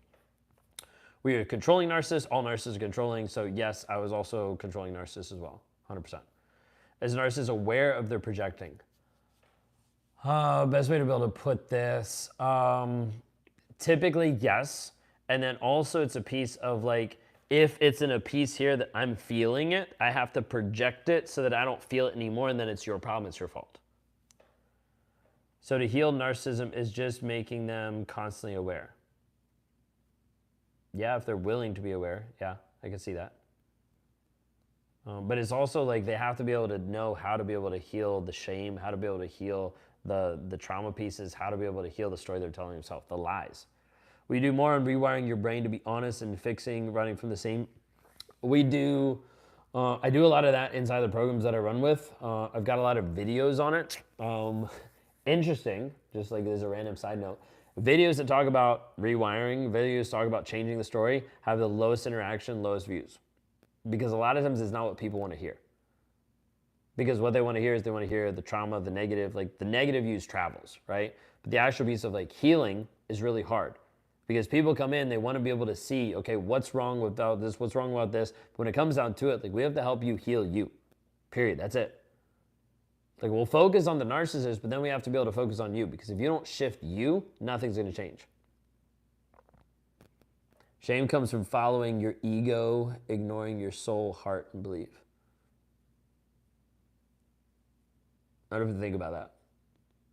First piece on that, I kind of like push back a little bit, because a lot of times guilt is this piece of like I did something bad, and shame has this piece of I am bad. But I can see the piece of ego being a part of it. Do you think oppositional defiance disorder is a part of being a narcissist? Not necessarily, but I would see it be like, I would see it oftentimes in narcissism. I'm a narcissist, welcome. So the question is, if you actually want to change that and help that, would love to be able to help you. I work with guys that are narcissists, that are liars or cheaters or abusers, and they no longer want to be. They're actually willing to put in the work. If you're willing to put in the work, let's talk. You go to rawmotivations.com, click on the breakthrough call for men, and then that'll give you a video to be able to watch, an application for us to be able to talk. Can narcissistic parents love their kids? I would say no. And people aren't going to like that, but I say no. Because a narcissist is not able to love if they're not willing to reduce the ego. but I am who I am. I'm like tempering how I want to respond to that. You're not who you are. You are the story that you tell yourself about you, which is why you can stay a victim or you can change. Here's the thing. Someone just asked, do you believe you can heal from narcissism? Yeah, I think it's possible, 100%. Think of it this way. If you show up constantly as a liar, you always tell lies, and then one day you stop telling lies, and you never tell a lie again, you only tell the truth. Is that person then a liar? No, they used to be, but then they're not. If you're addicted to alcohol and you're an alcoholic, and then you stop being addicted to alcohol, are you still an alcoholic? No, you're recovered. You're different. When does a narcissist stop becoming a narcissist? When they start telling the truth and they stop doing the narcissistic things. Why did the narcissist ask me if I had a big ego? Probably because he was recognizing that he had one. He was projecting and trying to be able to get you to admit that you had one so you feel better about himself. He's not a liar or a cheater. I would beg to differ. All men are liars. All people are liars. They're lying to themselves on any ways. You're lying to yourself thinking that he's not a liar. Do narcissists hate sick people? If they're an inconvenience and if they're not giving them supply. I feel really weird because he stored pictures of me from LinkedIn. Even I went for forget me. I wonder if this will keep making him obsessed and reinforce to reach out to me. So Bubbles, you need to understand, like, the biggest piece is you have to focus on your healing, block him so he can't reach out to you, and then heal yourself. So even if he didn't reach out to you, you'd be like, yeah, no, I don't need this guy in my life, right? Allergic to humans, I'm lying to 2 girls. Okay, is that the life you want? You want to continue that way? Because otherwise you're like, I am who I am. Okay. Just understand that the results that you have in your life are going to continue to be the results you have no matter what. So you believe it's behavior and not being. I believe that anyone can shift and change. If you're willing to actually shift who you actually are internally, mentally, and emotionally, I believe it's 100% possible.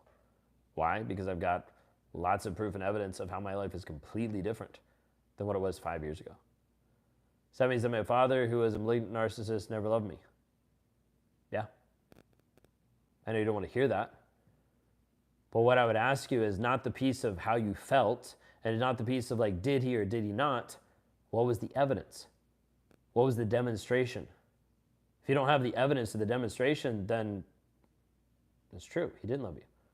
Why is it so hard not to take the narcissist rejection personally? A lot of times because you're giving them power and control over you to define you. Do you believe finding self or choosing who to be? I believe that I'm on a journey to uncover who I actually am and who God's called me to be, and that comes with different choices. There's so much I want to talk to you about. Your insight is amazing, Chad. I appreciate it. No, I don't want to hear that. I know. I'm not going to avoid it, and I'm not going to say anything different because I know that you need to hear it. What is that a narcissist looks for in a relationship? What is it they want from me if it's not love? Attention, admiration, supply, connection, without vulnerability. If someone calls you a narcissist, is he himself a narcissist? Is it manipulation to trigger shame in yourself? A lot of times you'll have narcissists that will project narcissism onto another person. Oh, like, oh, you're a narcissist, to try to be able to make you like put yourself down or question yourself or just stay confused. If I continue to ignore and gray walk, will the narcissist more likely leave or just cheat and find a new supply outside the marriage? Either one. A lot of times gray walking doesn't necessarily work. Sometimes they'll get disinterested and they'll move on. Sometimes they'll get more aggressive. So you have to be careful. I believe you choose it because everything you put there, who I am, will never be here. This is who I want to be. Everything you put there, who I am, will never be here. This is who I want to be.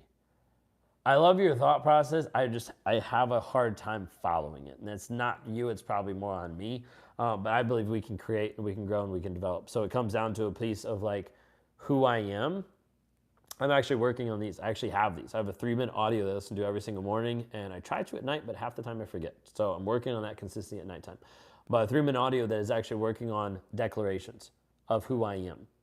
working through this piece of me actually declaring who I want to be in the future, but bringing it to the present. This is who I am. I am patient.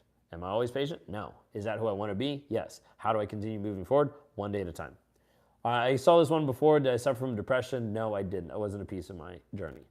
If he demonstrates, I've had different days where I felt low, but I wouldn't even call it depression, but it'd just be like a funk, if that makes sense. I get the secrecy narcissists maintain to hide their dirty deeds, but why even with the little things? A lot of times it's habit, and they just kind of fall into like the regular like knee-jerk reaction of lying. If he demonstrates that he's committed, loving, caring father, could that be to triangulate me and the child?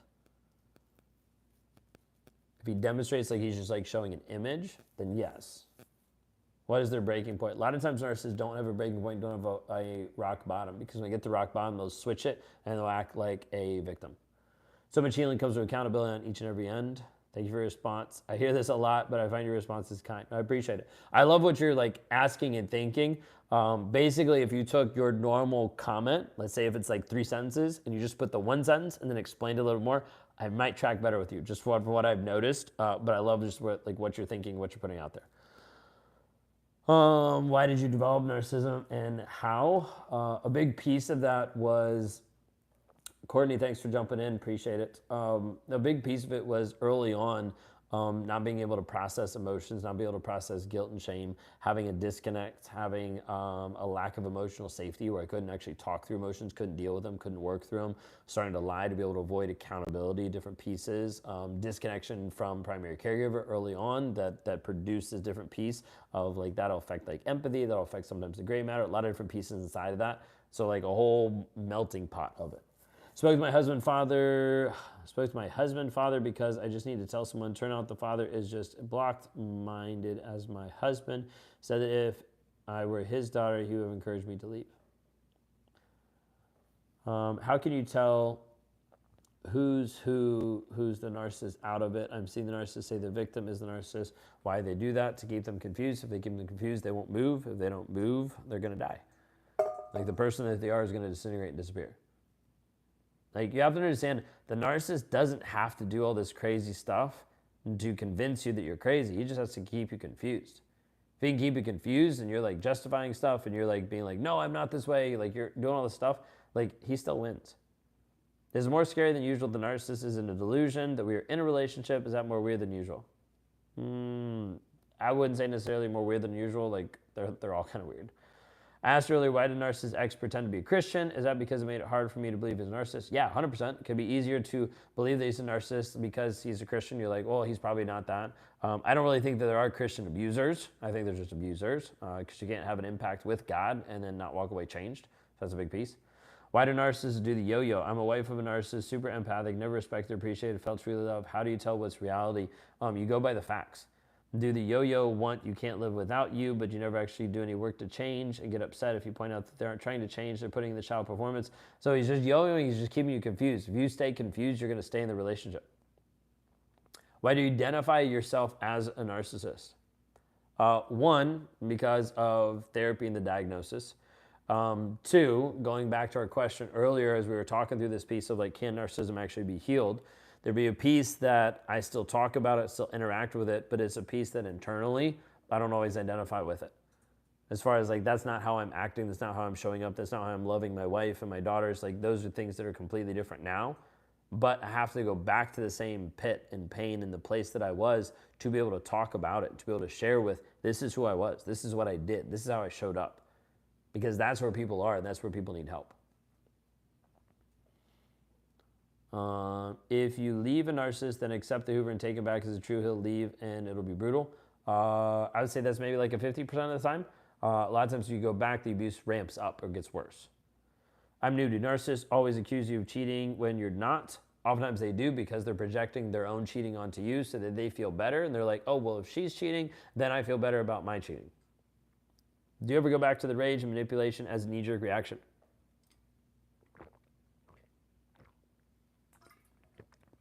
Great question.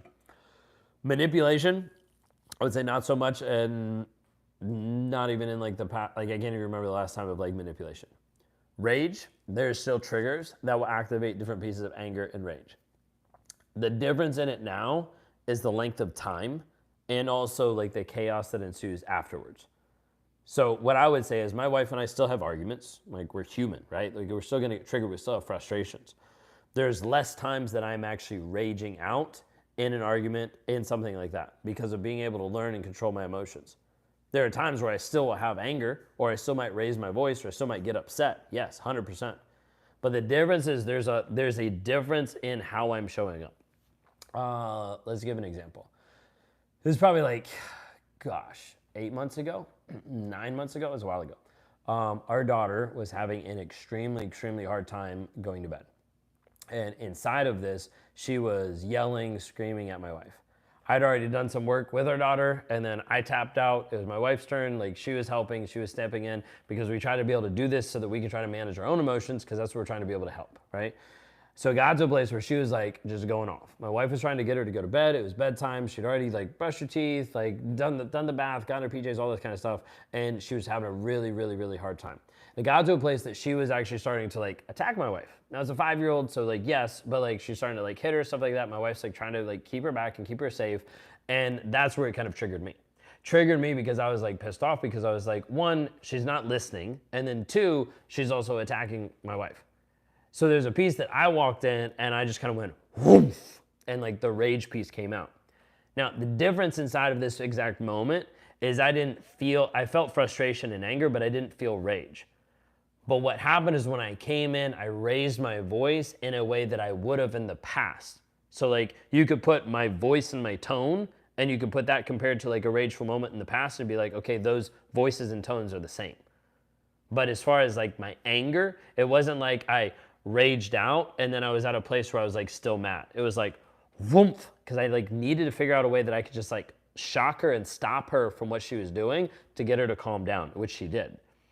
But in that moment, when I did that, I walked into the room, and when I walked into the room, Sophia's on the other side of the room, and she's like crying and like attacking Kayla, right? And Kayla has her back to me. Thing I didn't think about in the moment was she has her back to me. So when I walked in, I went woof, and it immediately triggered Kayla like crazy, because it's the same tone and pieces. So it brought her back to the place of like trauma state. She's like, whoa. So she like jumped up, shoved me to the side, kind of like ran out of the room because she was triggered instantly. I didn't realize it. I didn't think about it in the moment. I was just thinking about, hey, you're attacking my wife. This needs to stop. Cut this shit out, kind of thing. So the reason why I say that is because there's a difference now. And I'm using that example because inside of that, like the difference was I raised my voice in a way that triggered what she thought was rage, but actually wasn't rage, because I wasn't upset. I wasn't mad. I was at a place where I was like frustrated, I was annoyed, and I was like, this needs to stop, and we need to figure out everything we've tried, all the gentle parenting tactics hasn't worked right now, so this is what we're going with, just for a moment, whoomph, to be able to try to get her to calm down. And it worked, and we like worked through all this. So hopefully that answers your question. I was trying to give like an example of just like life and like some of the stuff that happens. The other day there was a piece where like we both got upset, we both raised our voice. Like it happens. The difference is there's not this rage and this anger that's like seething inside. Like if I have this anger or frustration, I'll actually go into the science of what I do and I'll stack it. I'll actually deal with it. I'll process it, deal with the emotions, deal with the triggers so it doesn't affect me and so I can communicate effectively. Do you still feel like you need extra supply? How does your wife handle the fear of you going back to how you were or going back to cheating? The biggest thing inside of that is just transparency. Like she has access to everything. Like she has like my Instagram account and stuff like that. Like she can log into it on her phone. Like she can just swap over really easy. And for that, it's a piece of like understanding, hey, I'm here as a choice and she's here as a choice. So if she feels uncomfortable, she can leave. Like she has to understand that I'm choosing to be here, and this honesty and this vulnerability piece has to continue to happen for her to want to stay, but for her to also see, hey, he's choosing me and he's choosing to actually be here. Because she got to the place where she was like, I don't know if I should leave, because if I leave, maybe he'll cheat on me.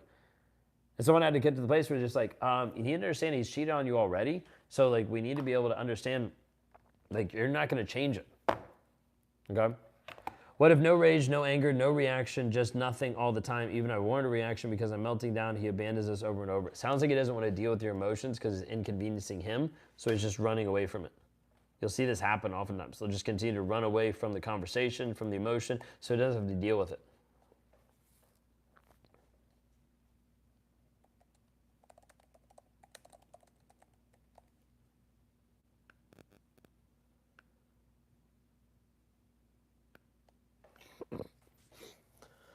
Are you using any medication to help with your anxiety and your rage issues? My psychiatrist says that my ex, does that really help in the long run? No, not using any medication. One, I wouldn't want to go on it. Two, I don't have anxiety. And then three, the rage is not a piece that's really that big of a deal and that we have issues with consistently. So it's not a piece. Just block me so I don't waste 3 seconds of my life. I'll never get back. I can definitely block you. Don't worry about that if you want to keep having stupid comments. So it is your internal world that has changed. What doesn't have to change is your tone. I feel happiness for you and your wife. Incredibly both of you. Thank you so much. I appreciate that. Yeah, like it's been weird because sometimes it's almost been like triggering to me because I'm like, whoa, wait a second, like that reaction or that response would have been narcissistic in this aspect, but in here, like I don't feel it. It's just a piece of like, let's like shock to try to be able to help to switch in that one example. What do you do when he makes you seem like you're the bad toxic parent with the children or wants to control your life? He's always going to want to control your life. The piece you have to understand is you have to evaluate you. Are you the bad? Are you the toxic parent? Probably not. But you have to actually validate that and see that. I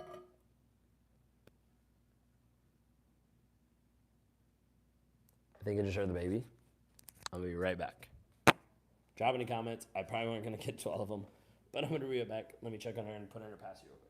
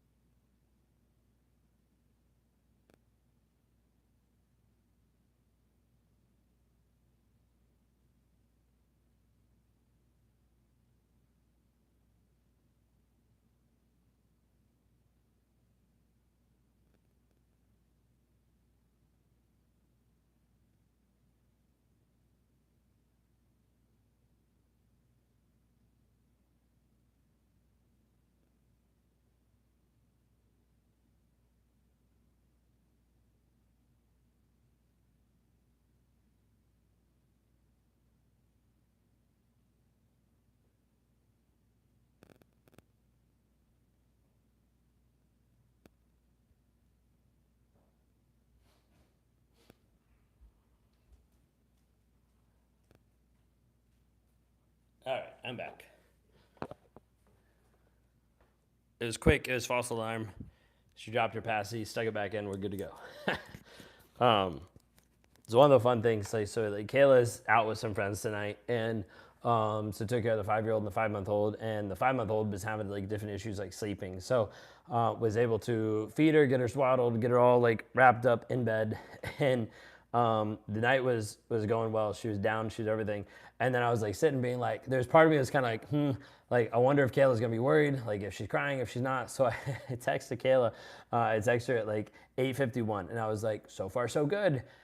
And literally, like I swear, it was ridiculous. I literally sent the text, and as soon as I sent the text, she was like, wah, and I was like, are you kidding me? And I was like, so I know next time, hey, I'm just not gonna text you if everything's going great. I'm not gonna say a peep because it's totally fine. But she's been doing great. She's had like 2 moments where her passy like dropped out, helped her with that, and then we're good to go. Anyways, back where are we at? Looks like we got a bunch of like fun or unusual comments in here. Arian, does your program help or specialize in covert narcissism? My program helps with narcissism as a whole in general.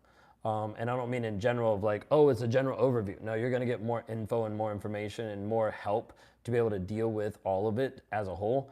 But we're going to focus a lot on the narcissist, and then we're going to start to pivot onto you. Because if we don't shift how you're showing up, if we don't shift your identity, if we don't shift your boundaries, if we don't shift how you're actually dealing with the triggers and the emotions, you're going to fall back into the same type of toxic relationship. Like the goal isn't to just educate you about narcissism. That's great and that's helpful.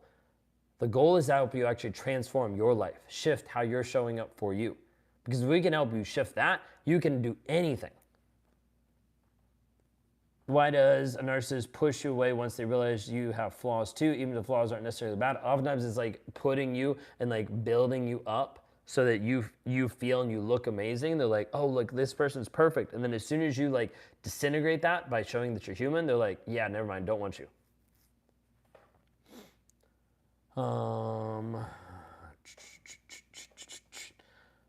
I'm absolutely living that. I'm scared of the world. He used everyone and anyone as a weapon, resulting in me to be terrified of the general world or hurting someone with my hurt. Christina, like, would love to have you reach out. Like, if you can, go to rawmotivations.com, click on the breakthrough call for women. It's a little drop down at the top. Just be able to see like what I do to be able to help. Is the nice side only manipulation? Yeah, narcissists don't have two sides. They have a mask, and then they have what's actually underneath the mask. Am I the narcissist? I'm afraid of it. We'll go ahead and look up the 9 traits of narcissistic personality disorder to see what you identify with. Sounds like borderline personality, idealization, devaluation. That's also narcissism as well. It's not just one. When I gray rock, he acts nice and does a lot of things for me. Great. Keep gray rocking and build your exit strategy. That way you can actually start to move forward and heal from it while he's doing these things.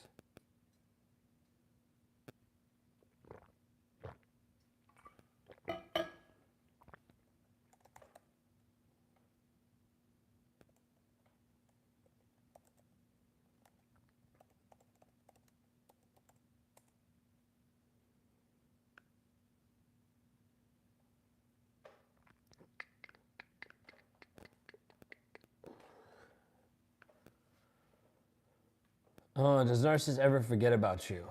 A lot of times they don't, because there's a piece that they still have power control over you, and they might still like that or miss that power control. Can you help me try to rationalize the end? Seems like they hate me more than anyone else, and I think it's because they were vulnerable and let me in too far. They have to be able to hate you so that they feel better about themselves. That's what it is. The end piece of him having to paint you as a bad person or like put you down or belittle you, all that so he can feel better about himself. Why would a narcissist laugh at someone crying in distress? Because he doesn't care. Because someone crying in distress could trigger a piece. Like laughing at someone's pain would sound more sociopathic, which is also narcissistic as well, but there'll be a piece of that. Can narcissists apologize? Here's the biggest thing you need to hear. Apology without changed behavior is just manipulation. So if he apologizes and he keeps doing the things that are negative and abusive, it's not really an apology. Are all narcissists extremely sensitive? No, not at all. Thank God there is I'm a victim skip button. I'm not sure what that meant. How often do you think people misdiagnose narcissism? Like professionals? If we went with like professionals, like therapists and like psychotherapists, I would say very few. Because I think a lot of the diagnosis and the percentage out there are actually very low.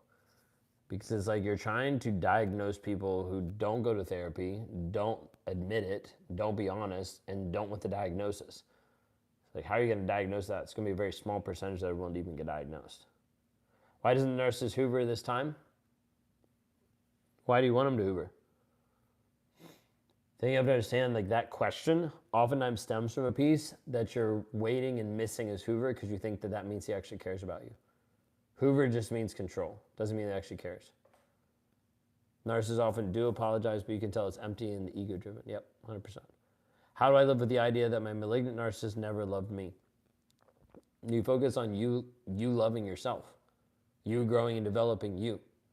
You can run with the story of like, I never got love from my father, so therefore I can't do X, Y, and Z, which leaves you in a victim mentality. Or you can focus on what do I actually want in my life and how do I actually create that?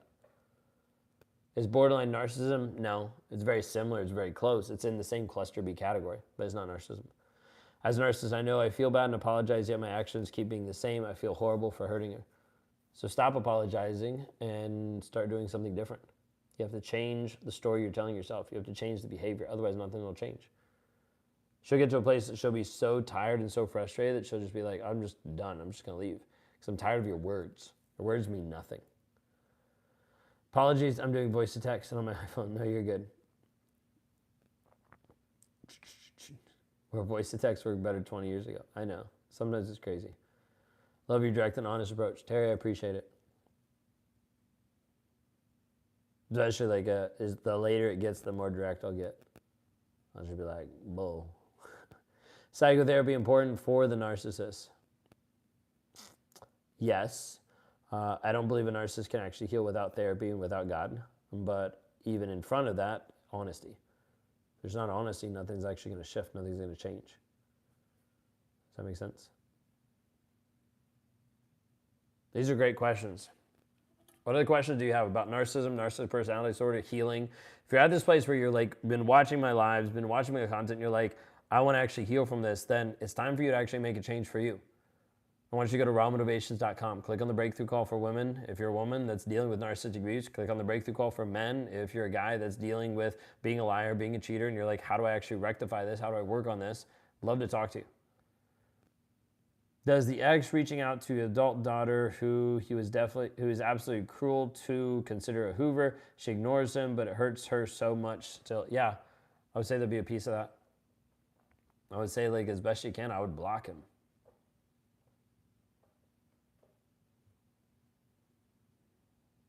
Gary, you said I have what? Did you go to the website, or you were saying I have to something else? I'm not sure. Thank you for answering your questions. Yeah, absolutely. My family is narcissist. I'm autistic and an empath, but I'm so fed up with their outbursts, meltdowns. Set boundaries. Like, if that's not what you want in your life, then make different decisions that don't have you around those people. Think of it this way. If they weren't family, would you still be around them? Then the only thing that's like holding you together is simply the piece that it's like blood. I'd have you consider there's a lot of people that are no contact with their families. Do you work with couples? I do. I don't have a ton of stuff that I do with couples, but particularly when I do work with couples, I'm bringing them into both programs. So the program that I run with men that are narcissistic and the program I run with women who are survivors. And then typically, depending on the initial like intake with them, we kind of discuss and see, but typically what I want them to do is focus on their programs for the first 30 days. And then from there, then I'll offer the opportunity for us to be able to meet as couples. Different options, different pieces that I'll be able to put with that. But the hard thing with that is the majority of the time when couples come into it, you see very, very quickly, one will do the work, one won't do the work. On either side, the abuser or the abused. One will do the work, one won't do the work. Did your wife block you? Did you have kids? Was the final straw for you to change? Final straw, if you want to actually hear some of like my origin story, some of the pieces that happened, would love to have you check out my podcast, Real and Raw with Ben Taylor. There's actually my whole origin story on there, just kind of talking through it piece by piece. But inside of this, my wife went about no contact for 5 months. It wasn't full no contact because we did have a daughter at that point. She was a couple years old, and at that point, in 5 months, I think I saw her twice. We kind of swapped her for like a weekend twice, but that was about it. Yeah, to talk to a narcissistic husband about his lies, call him out with truth. You hit the nail on the head, and that has been my problem, hanging around the wrong people for far too long. It wasn't until I changed my surroundings that my world changed, 100%. I have a neighbor of mine who is a friend of a toxic business owner, and he likes or sometimes purposely tries to hoover me to come back to a toxic job that I left a while back. Should I try and keep what? Keep my distance. Do you want to be in that toxic job with toxic people? Then yeah. Do narcissists ever want to change? Here's a piece. There's a difference between wanting and doing. There's a lot of people that want $1 million, but they don't do the work to actually get it. So the reason why I say that is, let me put it this way. It's 11 o'clock at night, so I don't really care. I don't really care if they want to change. You shouldn't really care if they want to change. What you care about is, are they actually willing to do the work? Are they actually changing? Are they actually shifting and adjusting and working on themselves? So many narcissists that might want to change, not want to be who they are, not want to be like stuck in a rut, not want the results that they have, but if they're not willing to actually do something different, nothing's going to change. How long did it take you to get diagnosed before, once you started to go to therapy?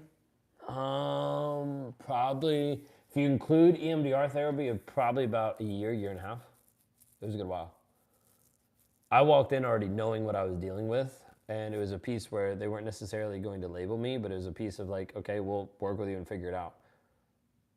Okay, stay faithful even though you're always trying to get validation from others. I'm not trying to get validation from others. If you listen to some of my live today, I've definitely not been trying to get validation from some people here. Can men who are abused also enter the program? Here's the thing. Terry, I'm going to say it this way. I typically do not work with men who've been abused. Simply because every time I've tried to work with men who've been abused, one, I don't have a specific program for them. I do have programs I can walk them through that are geared for women that have been abused. And those work just the same for men. But the problem is the majority of times the men that have been abused run away and don't do the work. So I've been burned too many times of trying to stick my neck out, invest, and work with guys who have been abused, and they typically don't show up and don't do the work, which is why I haven't invested a whole lot of time in it, which is why I typically only work with men who have been the abusers and work with women who've been abused. The inside of that, doors always open and welcome, but I got to a place where I stopped even like having appointments with guys when I knew that they were coming in from an abused frame because I got so tired of getting burnt. Hope that makes sense. How do I stop thinking of him? I want to move on and heal. It just pops in my head. So you're dealing with the trauma bond, Amanda. That's a big piece. Like the trauma bond that's leaving you stuck mentally and emotionally. We have to be able to help you heal that, and be able to help heal that has to be able to deal with the triggers, the emotions, and process the story that's underneath. That's what we teach inside of dealing with the Freedom Formula. Check out rawmotivations.com. There's a video in there that's going to tell you more about that. How do you bring people in for support without them getting so hurt too? We have 3 kids together that I'm so afraid of leaving and then facing his abuse alone that I'm not always around. So the piece is when you actually separate, it means that when the kids are with you, let's say it's 50-50, when the kids are with you, they actually get a healed, healthy, whole version of you 100% of the time. So then when they go to him, they see the contrast. Right now they don't see the contrast because they see a person who's putting up with it or accepting it. They see treat narcissism as how you treat PTSS. Did you mean PTSD, or do I just not know what PTSS means? They tell you, and more importantly, show you they don't care, and you have to believe that's really them. Yeah. Why is it that I've seen the most change come from people only when they have met a significant other, and I've seen drastic character changes never on their own, though? Because they're just modifying themselves for other people. If a married man is attracted to a single woman, is he a narcissist? No, he's a man. As a narcissist, when you want to change and you keep cycling, why? Because you haven't altered the internal belief. It's like an alcoholic that continues to be an alcoholic. Okay, good. I was hoping it wasn't crazy, and I'm like, she's saying like PTSS, I don't know what that is. I'm going to go back and look at that comment in a second. When you keep cycling, it's because they haven't shifted the internal framework. So like an alcoholic that like wants to be different but keeps going back to the alcohol, it's because he hasn't actually shifted the internal story and belief that allows him to do so. They say to treat narcissism as how you would treat PTSD. Drop in the comment like how you think that would be. How would a person treat PTSD specifically when you're talking about narcissism? I'm just curious of like what that would mean to you. My trauma came from others. He said he could take care of me. I thought he could until I saw his true self. I think what you just said is that you have tried many, many times to help people out who are hurt, and they were looking for support instead of doing the work for themselves. Peter, that would be a good way to put it. That sounded way better than what I tried to articulate. I've seen a lot of times guys that have been abused that I don't have the right tools for them. And honestly, there's a piece where I struggle to be able to hold capacity for them. I'll deal with the narcissist all day long. Like I'll talk shit, I'll smack them in the face, right? Because they need that wake-up call. And then I'll deal with the women who have been like abused and have like struggled with it because I understand like where they're at and what they've gone through.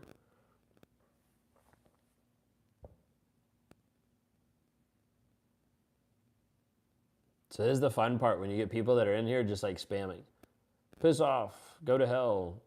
Like, okay, like what are you doing? Like how are you helping anybody on here? You're not. You can keep putting negative and degrading comments or I can block you. Choice is yours. Do you mean like in NPD or in the lingo way? I don't know what that was going back to, I'm sorry. So when you work with couples, is the goal brought back together for 2 of them or 2 of them to be honest, a goal together? I don't have a goal either way. It's going to sound really weird, but I need you to understand this. My goal inside of any coaching that I do is not to make or break the relationship. Like that's the piece that I need you to understand. Like inside of here, my goal is not to make or break. It's not to keep you with the narcissist and it's not to break you away from the narcissist. The goal is that you actually get honest with yourself and have clarity and confidence and certainty. Because if you have clarity, it's going to take you out of the chaos that you're dealing with. If you have the confidence, it's going to pull you away from the confusion. If you have the certainty, it's going to tell you that you're not crazy anymore and it's going to help you make decisions that otherwise you wouldn't make, which might lead to you leaving the relationship. For instance, we had a lady that came into one of our programs just recently and she's really great. She's an amazing lady. But when I first had like the first call with her where we're talking about the program and bringing her in, one of the pieces she was concerned about, she was like, are you going to make me go no contact? Are you going to like force me to do this? I'm like, no. I'm like, I want you to make that decision for you. She's been in the program about a month, and she got on a call the other day, and there's a piece of her that like broke down inside the group coaching because she was like realizing, she came to the awareness all on her own. She was like, I know I need to leave. Like, I know it's time. Like, based on everything I've learned in here and based on what I keep seeing from him, I know he's not changing, and I know this is literally killing me. And so we all came around with support, and we're like, we're here for you. We're going to help you through this. And it was a very like heartwarming moment for me just as her coach, because I said, like, one of the things I was just like, I was so proud of her because I was like, you got here on your own. I supported you, I helped you, but I provided space for you to be able to see. I'm not going to judge you for being in the relationship. I want to help you have clarity. If I can get you clarity, you actually see what needs to happen. Then you just need the support. Yes, I've given my life and career. Now I'm getting control back. Awesome. Narcissism is a protection mechanism, so a survival strategy. Even when the kids get idolized by a parent, that is still traumatic. So the destructive response of narcissistic people is a trauma response. That means trauma therapy, like I believe EFT, is very useful too, like in system work. Yeah, I can see that being very helpful for the narcissist, for sure. 100%. Did your wife intentionally keep your daughter from you, or was that your choice? I didn't care. So there's a piece that she left, and I didn't really interact or like reach out a whole lot. So I didn't really care.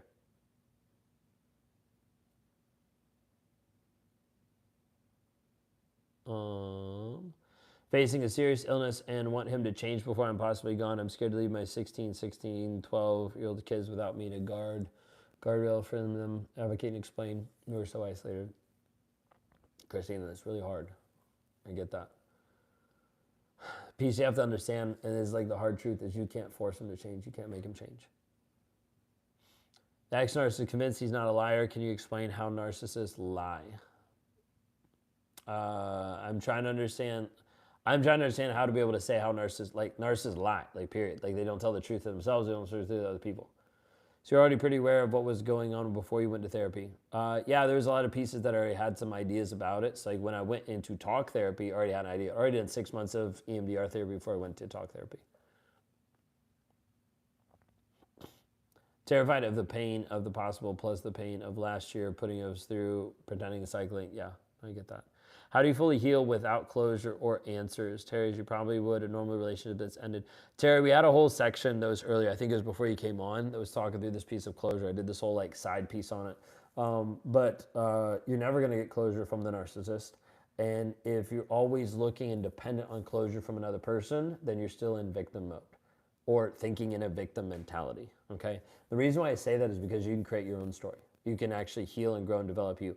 A lot of times when people are looking for closure, they're looking for acceptance of what actually happened to them. So many times when someone's looking for closure, they're looking for the narcissist to actually accept and understand how he hurt them. They're never gonna admit that. But you actually saying, hey, this is the evidence, this is the truth of what's actually going on, like that's massive.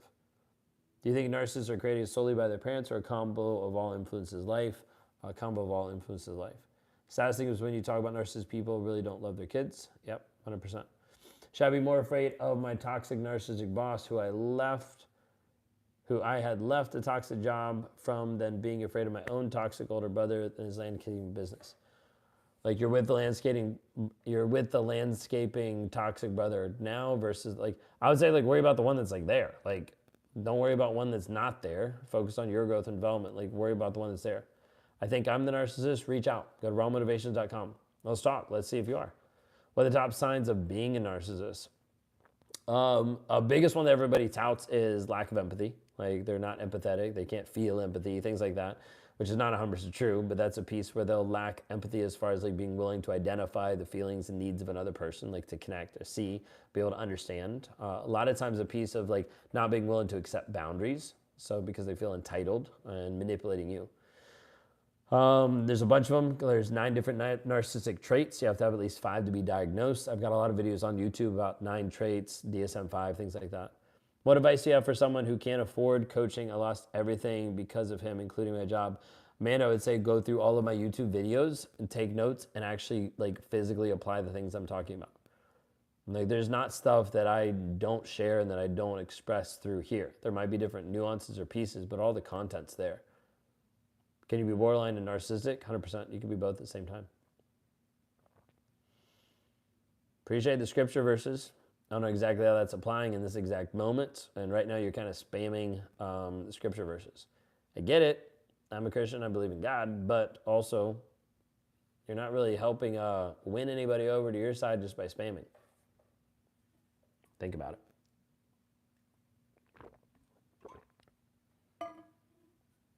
Jesus loves you. I know he does. I have a great relationship with him. It's awesome. Anyways, what other questions y'all have? Where are you all at? What helps me here was to write down questions from a trauma book. When I go back, review my answers, track my feeling and growth. Yeah, 100%. That's a huge piece. Like being able to write down what you experienced, what happened, being able to write down the things that he did to you and actually see the trauma, those things are massive. Like the more you can actually see that and kind of like wake up to that is like very, very powerful.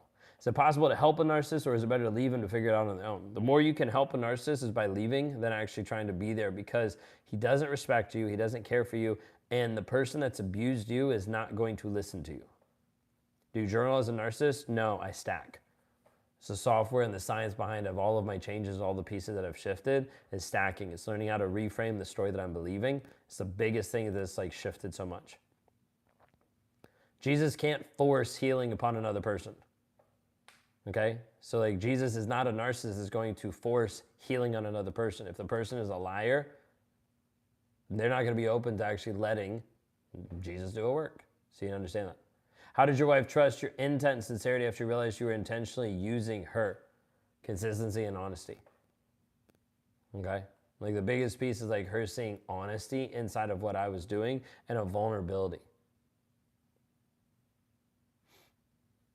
Would it be common for narcissists to get their primary source of supply addicted to drugs as an ultimate form of control and entanglement? I haven't seen that as being common. Could that happen? Yeah, 100%. I don't have little faith on what Jesus can do. But Jesus works with people, humans. He doesn't force his will on other people. You're acting like Jesus is just going to come and be like, whoop, change that narcissist. Like, it doesn't work like that. He partners with people. That means if someone doesn't want to change and doesn't want to shift, they don't have to. If other people begin respecting the survivor as she integrates back into society, what might he do? He could ramp up the abuse, could try to hoover, could try to come back into life to be able to control. Why are men stereotypically the narcissist in the relationship? On my channel, they are. So welcome to my channel, but on my channel, they are. Because I'm a man and because I'm a narcissist. So inside of that, I speak to what I know. That's a big piece inside that. It's also a piece of who I work with. I work with males that are narcissistic, and I work with females that have been in an abusive relationship. Those are the two avatars, two clients that I work with on a day-to-day basis. Have to really want to change, do better, 100%. Dated a narcissist for 9 months. Potent drama, and who believe God made everyone, and forgive me, but narcissists, I believe, make the best warriors. Do you agree? Yeah, I would agree. If I run into my ex at a store, shop, house, or respond, I would just ignore him. People migration, creating a lot of overcrowding and scarcity of resources. Not sure where we're going with that. Andrew Tate is a narcissist and he's a positive influence on most young people. And that would be a Andrew Tate and Trump. If we drop those two comments, then everybody's going to like go to war. It'll be like a big pain, and then nobody's actually going to heal. Can you speak on the double life? Whole other life in another city with someone who knew he was married. How do they do that? Both of them, the cheater and the mistress. The mistress typically goes to a place where she believes that he's going to actually leave the other person. He sells them so much. He future fakes enough that she believes the reality that he's creating. Referring to stacking therapy, it's not a therapy out there. It's the app that I use, and it's the science behind of everything that I teach and everything that I work through. How you actually learn how to reframe, rewire the story that you believe. Even though you're both healing, is it painful for your wife when you're sharing memories of your abuse and affairs? There's been so much healing that there's not as much of a pain piece there. A lot of times we can communicate and share a lot of this stuff, and it doesn't feel as awkward or as hard for us. It'll feel more awkward for other people. Chad, have you watched the video and filled out an application for us to have a call? And then I'm guessing like it like denied you, or it said like, hey, you weren't a good fit? Because that would be a piece that we would talk through and that you'd have access to in working with me. How do I work with 2 teen girls who I can see struggling between good choices and being like their dad? Not sure if being upfront with them would blow up in my face. So think of it this way: be upfront as far as being honest. Don't be upfront to the place where you're like labeling him. Okay. I'll pull it up and see. Sometimes this stuff is like the automatic stuff, the automation stuff, helps or hurts. Let me see if I have one on here. Wonder how it took me 9 years to realize he's a narcissist. It's been 6 months I got separated and still struggling to move on. Please suggest any possible ways to heal. The biggest way that we help is we work with people to actually shift their mindset, their thought process. Chad, I see you filled one out yesterday. Okay, for some reason it just flagged you because it has like a rating scale, and if people don't like qualify above a certain point, then it'll like bounce them just because it might not be the right fit.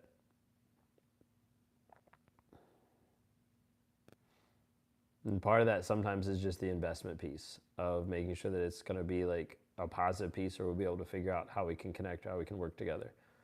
Stuff that I do is very much involved, so it does come with a big investment. So that might be the piece that might be a piece there. That's just what I'm glancing at really quick. That was the second one. Let's see, I can just search real quick. I'm guessing that's probably what it was, like flagged it. What's the website to apply? You can just go to rawmotivations.com. There's a drop down, and you can click on Breakthrough Call for Women. If you're struggling, if you're stuck in a toxic relationship and you want to help get healing from it. Okay, it scored you the exact same way. That's why.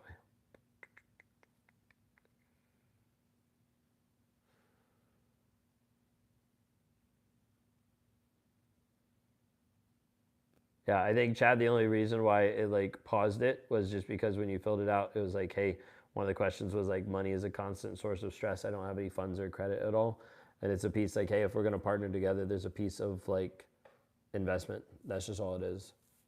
So it's kind of like, hey, like that question is, I think, the main reason why it didn't let you go through. My father said he only wanted max 2 kids. I'm confused. Is he a narcissist? No, just him saying that doesn't make or break him being a narcissist. I think it's great that you're helping people heal from this. Thank you. I appreciate it. Thank you, Kingdom. Eris is for the Kingdom encouragement. Raw, my wife, is a covert, vulnerable narcissist. She moved out a few months ago. Won't acknowledge her behaviors and abuse. Do you have any wisdom? If she won't acknowledge her behaviors or abuse, then you have to start deciding what you want for you. Like, the end of the day, like, we can try to be able to work or fix her, but if she won't acknowledge it, like, you're trying to convince a drunk that they're drunk, but they're not willing to actually, like, see it. There's nothing you can do. I know that sounds like doomsday or like no hope, but like I need to be really just frank and honest with you. Like, if you don't see acknowledgement of her behavior and of the abuse, what do we have to go off of? All we have to go off of then is you're left with the single most important question. What do you actually want? What do you desire with your life? What decision are we going to make?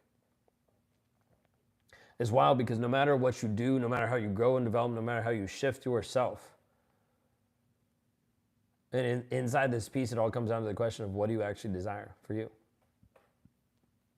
You're in Finland, you're dating 3 women and refuse to be in a relationship again. So you're dating 3 women right now? And so we're just like lying and stringing these people along. If you want to be like that, just understand you're going to have those consistent results for the rest of your life. Or if you want to be different, let's talk. Go to rawmotivations.com and let's talk. Do you feel empathy? I feel it in a different aspect. So 1, I feel it more cognitively, of like understanding it. And then 2, I feel it in a different level of being able to relate to what someone else is going through, but it's not always going to trigger emotions from me.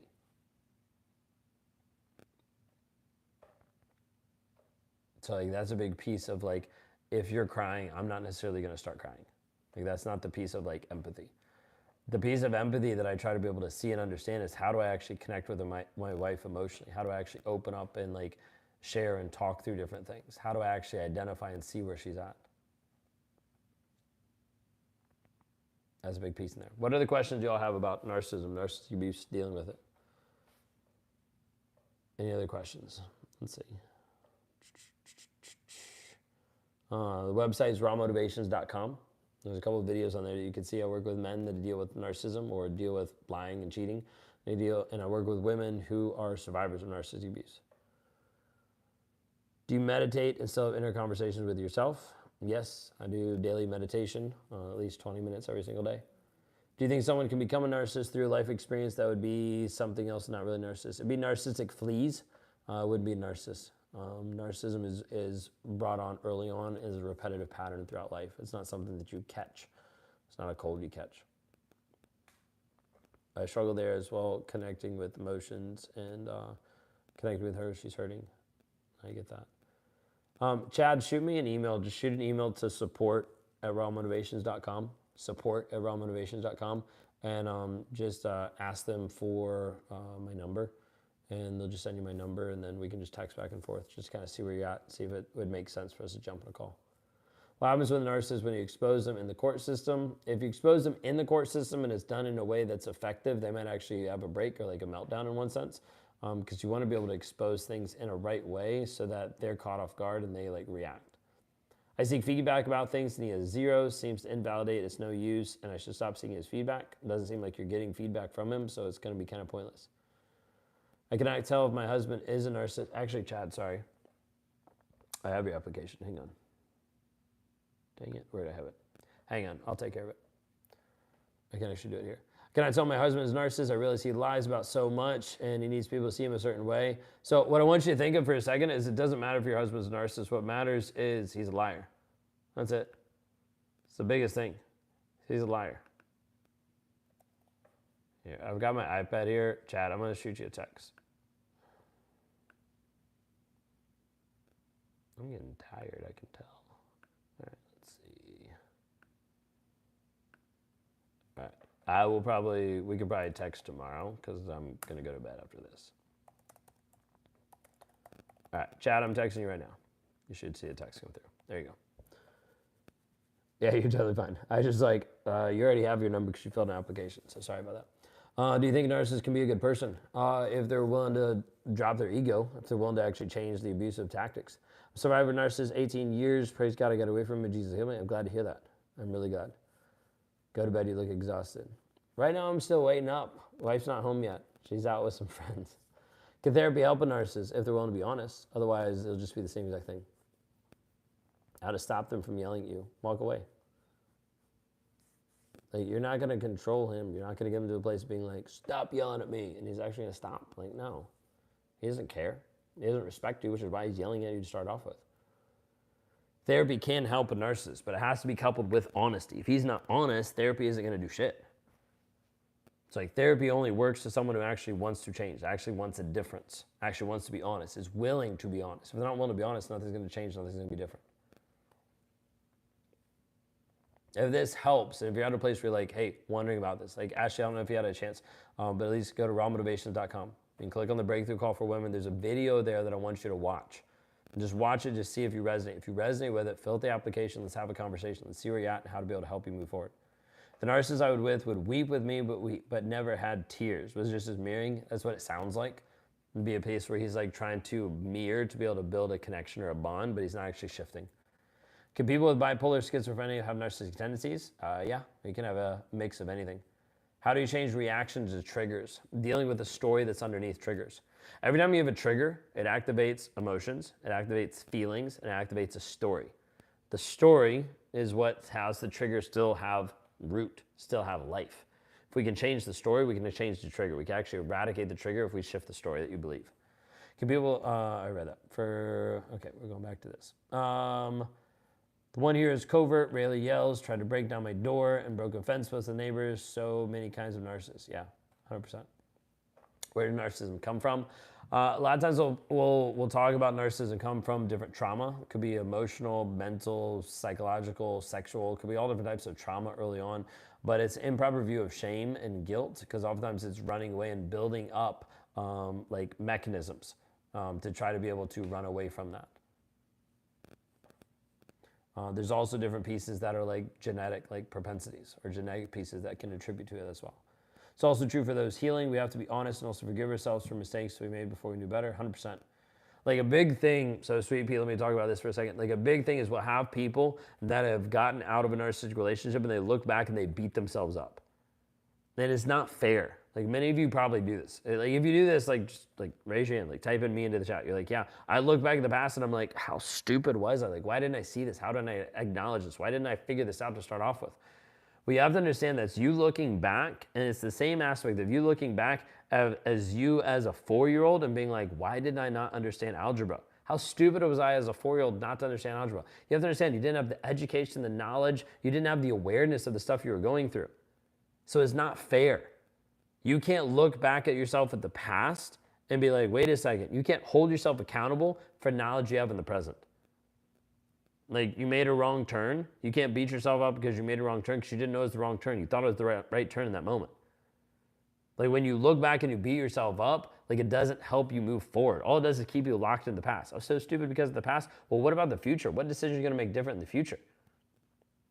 How do you know if someone else and yourself is a narcissist? Looking at the traits and being able to see how they actually match up and identify with you. Keep looking back and seeing how stupid I've been. I get what you're saying here. Good. So we have to be able to release that piece. It doesn't mean we ignore it, because if we just ignore it, we're going to repeat the past. If you ignore it as a narcissist, you're going to keep being abusive. If you ignore it as a survivor, you're not going to actually heal and you're going to fall in love with another narcissist. Like you have to be able to see, I have to release the past, I have to move toward the future. This is why when we work with people, we help them heal from the narcissist and we help them grow and develop who they actually are. We have to have both. You can't have a piece where you just like if you came into my programs and all I did is teach you about narcissism, like it'd be pointless. It'd be pointless because you can get all that information on the internet. My goal is not just educate you about narcissists when you come into one of the programs. My goal is to actually transform your life. Help you move from a place where you're trapped to actually having freedom. Move from a place of being confused to having clarity. Move from a place of being stuck in chaos to having confidence. Move from a place of feeling crazy to feeling certain about yourself again. Like all of this needs to shift. And all of this has to shift through healing and through growth. Healing the trauma bond, breaking it completely, healing the triggers and processing the emotions, and actually building up the growth mindset, knowing who you are, actually establishing healthy boundaries, finding your purpose and direction. All of these things come into a place of transformation. That's the big goal. It's not just to be like, oh, let me teach you about narcissism. It doesn't matter. Like at the end of the day, if I just taught you narcissism, it won't actually help you heal. What helps you heal is learning how to process the triggers, eradicate the trauma bond, identify who you actually want to be, and live in that truth. What happens when a narcissist long-term supply only constant person dies? My first reaction response to that question is they move on to the next one. Like that's it. Hello, do you understand the deep connection with God in your inner world? Yes, 100%. I connect with God every single day. Can a psychologist help people's partners recover from narcissism, or is it difficult to treat? It is difficult a lot of times to treat, and my personal opinion, based on the people that come to me and the people that I work with, is there's a lot of people that deal with and work with psychologists and therapists that have plateaued or haven't got them to healing that they actually want. Because oftentimes it's not structured and it's not actually having them move towards an end goal and then having them create their own goals. It's a piece where they just come in and they just kind of like emote and put stuff out there and then they don't actually fully heal.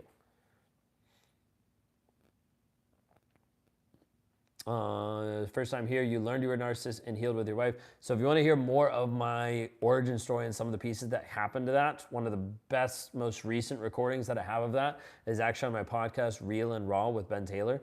And inside of that, it actually has an episode called My Origin Story, and it walks through the whole different piece.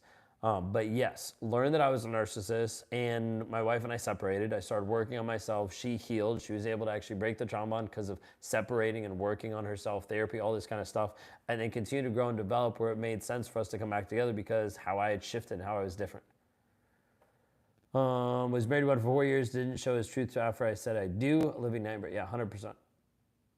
What if my ex-narcissist said she wants nothing to do with me? I would believe her and start focusing on you. How do I divorce a narcissist without fearing he comes over in a rage?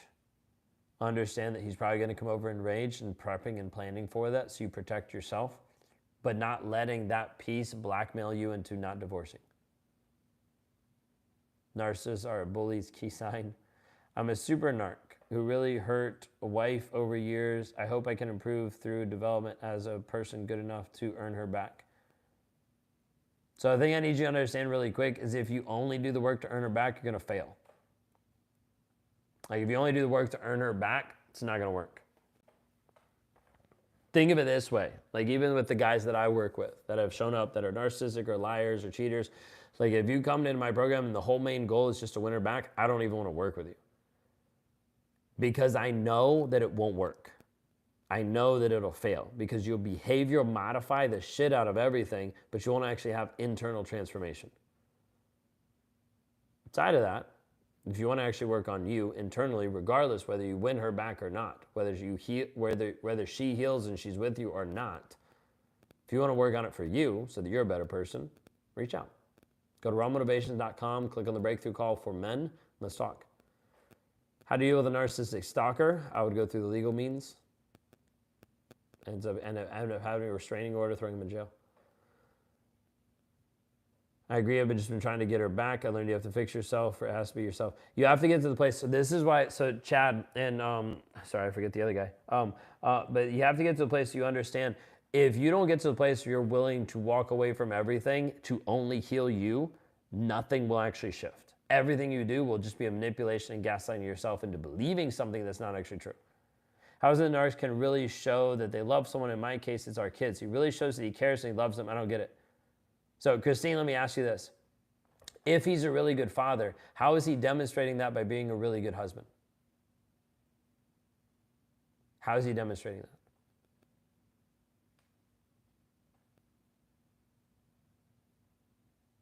I wouldn't waste years hoping. I waited 5 years. He never got better. Yeah. Set a time limit and get out.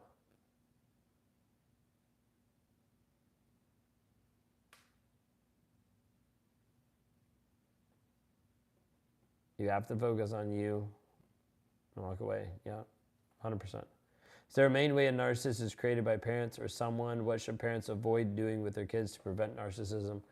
What they should do with the kids is provide an emotionally safe space so that the kids can actually process and deal with shame and guilt and actually learn how to process their emotions. So they really expect you to keep their abuse secret? Yeah, 100%. Doing so feels like lying to people, pretending he's a person. Yeah, 100%. You end up lying to other people. You become inauthentic when you're with a narcissist. You have to survive. How do I know whether my family is a narcissist or not? Because they do care, but at times I feel they are selfish. A lot of people are selfish. I'm also jobless and help as much as I can in the household chores, and they do appreciate it. So inside of that, it doesn't sound initially that they're narcissistic, but you can always look up narcissism and look at the nine diagnostic traits. If a person is exempling 5 of those over and over, then they might be a narcissist. Can a narcissist coercively control you, stalking the house, even set stage to kill you? Yeah, 100%. With that, they'd be more of a sociopath and psychopath, but yeah. I had divorced after 31 years, no accountability, been divorced 4 months now. Good. How are you working on the healing part? Because you can be divorced and separated, but still not heal. It's a big piece. We want to be able to help you heal and grow and shift and develop you. All right. I'm getting tired, so we're going to be wrapping this up. Thinking that he cared kept me stuck. They are nice only when they need something they're planning. 100%. It's all manipulation. Ugh. All right. I think we're about ready to wrap up here. If what I've said, if anything I've said today resonates with you, and you've stuck around for this long, I want you to take a couple minutes, like 8 to 10 minutes, and go to rawmotivations.com. If you're watching this video right now, just commit just for a moment. Go watch one more video. 8 to 10 minutes on rawmotivations.com. There's a breakthrough call for men that are narcissistic. There's a breakthrough call for women that have been stuck in a toxic relationship. That video right there, if you resonate with it, then we need to talk. We need to work through where you actually are. We need to work through the piece to help you heal. If you can commit to getting off this live and just going and watching that video, 8 to 10 minutes is all I'm asking for. You've already been here for a good while. I want to help you focus on you. If I can do this, I want you to be able to see what's actually going on. How to be able to learn and help you move forward. So I want you to go to rawmotivations.com, click on the breakthrough call for men or for women. Just watch the video. See if it resonates. If it resonates, fill out the application below and let's schedule a call. The application will go through a couple different checks and balances just to help us know just where you're at, if it's a good fit, things like that. And once it does, it'll spit you out at the very end and it'll have an opportunity for you to be able to schedule a call. You can get to that. I've got a couple opportunities, got a couple openings this week. Let's chat. Let's see where you are. Let's move forward. Because I want to help you heal. Rawmotivations.com. The podcast is Real and Raw with Ben Taylor. Technically got 3 podcasts. We've got Raw Motivations podcast, which is our YouTube videos, just in podcast form. And then we also have Real and Raw with Ben Taylor, which is a weekly podcast. And then we also have Trauma, Drama, and Life with a podcast, which is myself and my wife. Now we've got the first 2 seasons out. We've been trying to record season number 3. And right now we've succeeded in recording 2 episodes. And right now they're a month apart. So we're trying to get some consistency based on life, babysitter, schedule, all this kind of stuff with the new baby. We haven't got that dialed in just yet.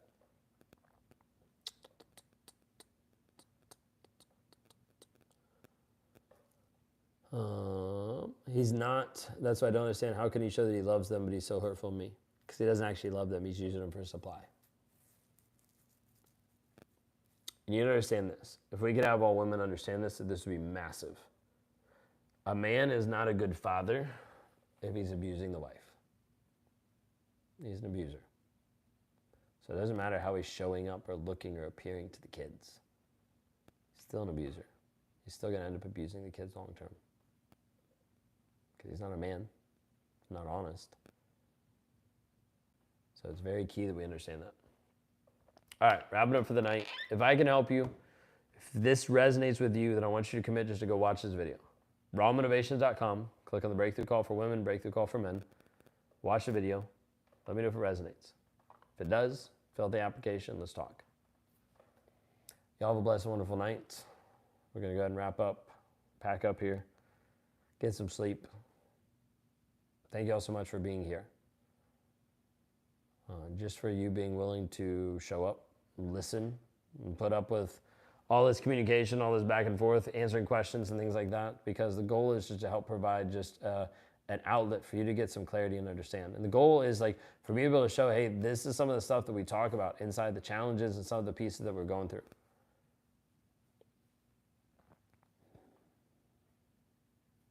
So thank you all so much just for being here.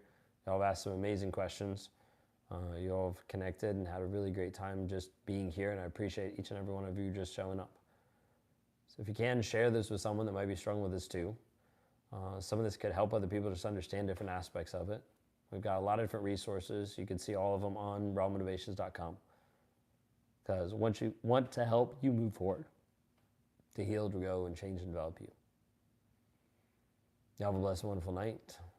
Thank you all so much for being here. Talk soon. Go to rawmotivations.com to learn more. Y'all take care.